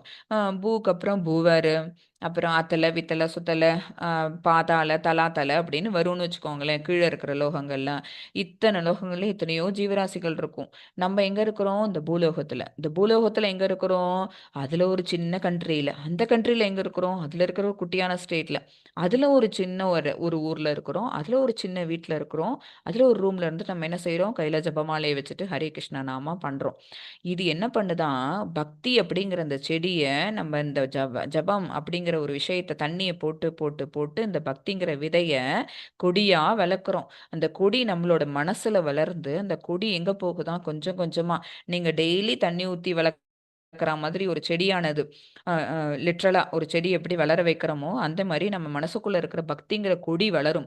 இது மனசுல வளர்ந்து அது எங்க போகுது அந்த கொடி அப்படின்னு பார்த்தீங்கன்னா பகவானோட திருவடிக்கு போகுதாம். அது எங்க நம்ம இருக்கிறது நடுவுல இருக்கிறோம். நமக்கு மேலே 7 லோகங்கள் இருக்கு. 7 லோகங்களை தாண்டி மகத்தத்துவம் அப்படின்னு ஃபுல்லா ஒரு பிரம்மஜோதியால மறைக்கப்பட்டிருக்குது. இந்த பௌதிக உலகமும் ஆன்மீக உலகத்தையும் பிரிச்சது எது அப்படின்னா மகத்தத்துவம். இந்த பிரம்மஜோதி ஆதியும் தாண்டி அதுக்கு மேல இருக்க தாமங்கள் ஒன்று ஒன்றா தாண்டி வைகுண்ட லோகங்கள் எல்லாம் தாண்டி அதுக்கு மேல சுப்பீரியரா இருக்கக்கூடிய பகவானுடைய அந்த கோலோக பிருந்தாவனத்துல இருக்கக்கூடிய கிருஷ்ணரோட திருவடி தாமரையில போய் இந்த கொடி பின்னி பிணையுமா. அப்ப நம்ம இந்த இடத்துல வச்சுட்டு இருக்கிற இந்த பக்தியானது பகவானை கொண்டு போய் சேர்க்கிறது எது மூலமா அப்படின்னா ஹரே கிருஷ்ண மகாமந்திரத்து மூலமா. ஸோ அதோட வலிமையை நம்ம புரிஞ்சுக்கணும். ஹரே கிருஷ்ண கிருஷ்ண கிருஷ்ண ஹரே ஹரே ஹரே ராம ராம ராம ஹரே ஹரே. पंचतत्व महामंत्रम जय श्री कृष्ण चैतन्य प्रभु नित्यानंद श्री अद्वैत गदाधर श्रीवासादि गौरभक्त वृंदा हरे कृष्णा कृष्णा कृष्णा हरे हरे हरे रामा रामा रामा हरे हरे. वाञ्छकल्पतरुभ्यश्च कृपा सिन्धुभ्येव च पतितानां पावनेभ्यो वैष्णवेभ्यो नमो नमः. अनंतकोटि वैष्णव वृंद की जय अनंतकोटि भक्त वृंद की जय श्रील प्रभुपाद की जय नामाचार्य हरिदास ठाकुर की जय हरे कृष्ण महामंत्र की जय श्री चैतन्य महाप्रभु की जय भगवद गीता और भागवत ग्रंथों की जय श्री श्री राधा गोविंद की जय अयोध्या श्री राम लल्ला की जय गौर प्रेमानंदे हरि हरि बोल. हरि हरे बोल कृष्णा सर्वम हरे श्री कृष्णा हरे कृष्णार्पणम कृष्णा कृष्ण अस्तु. कृष्ण कृष्ण हरे हरे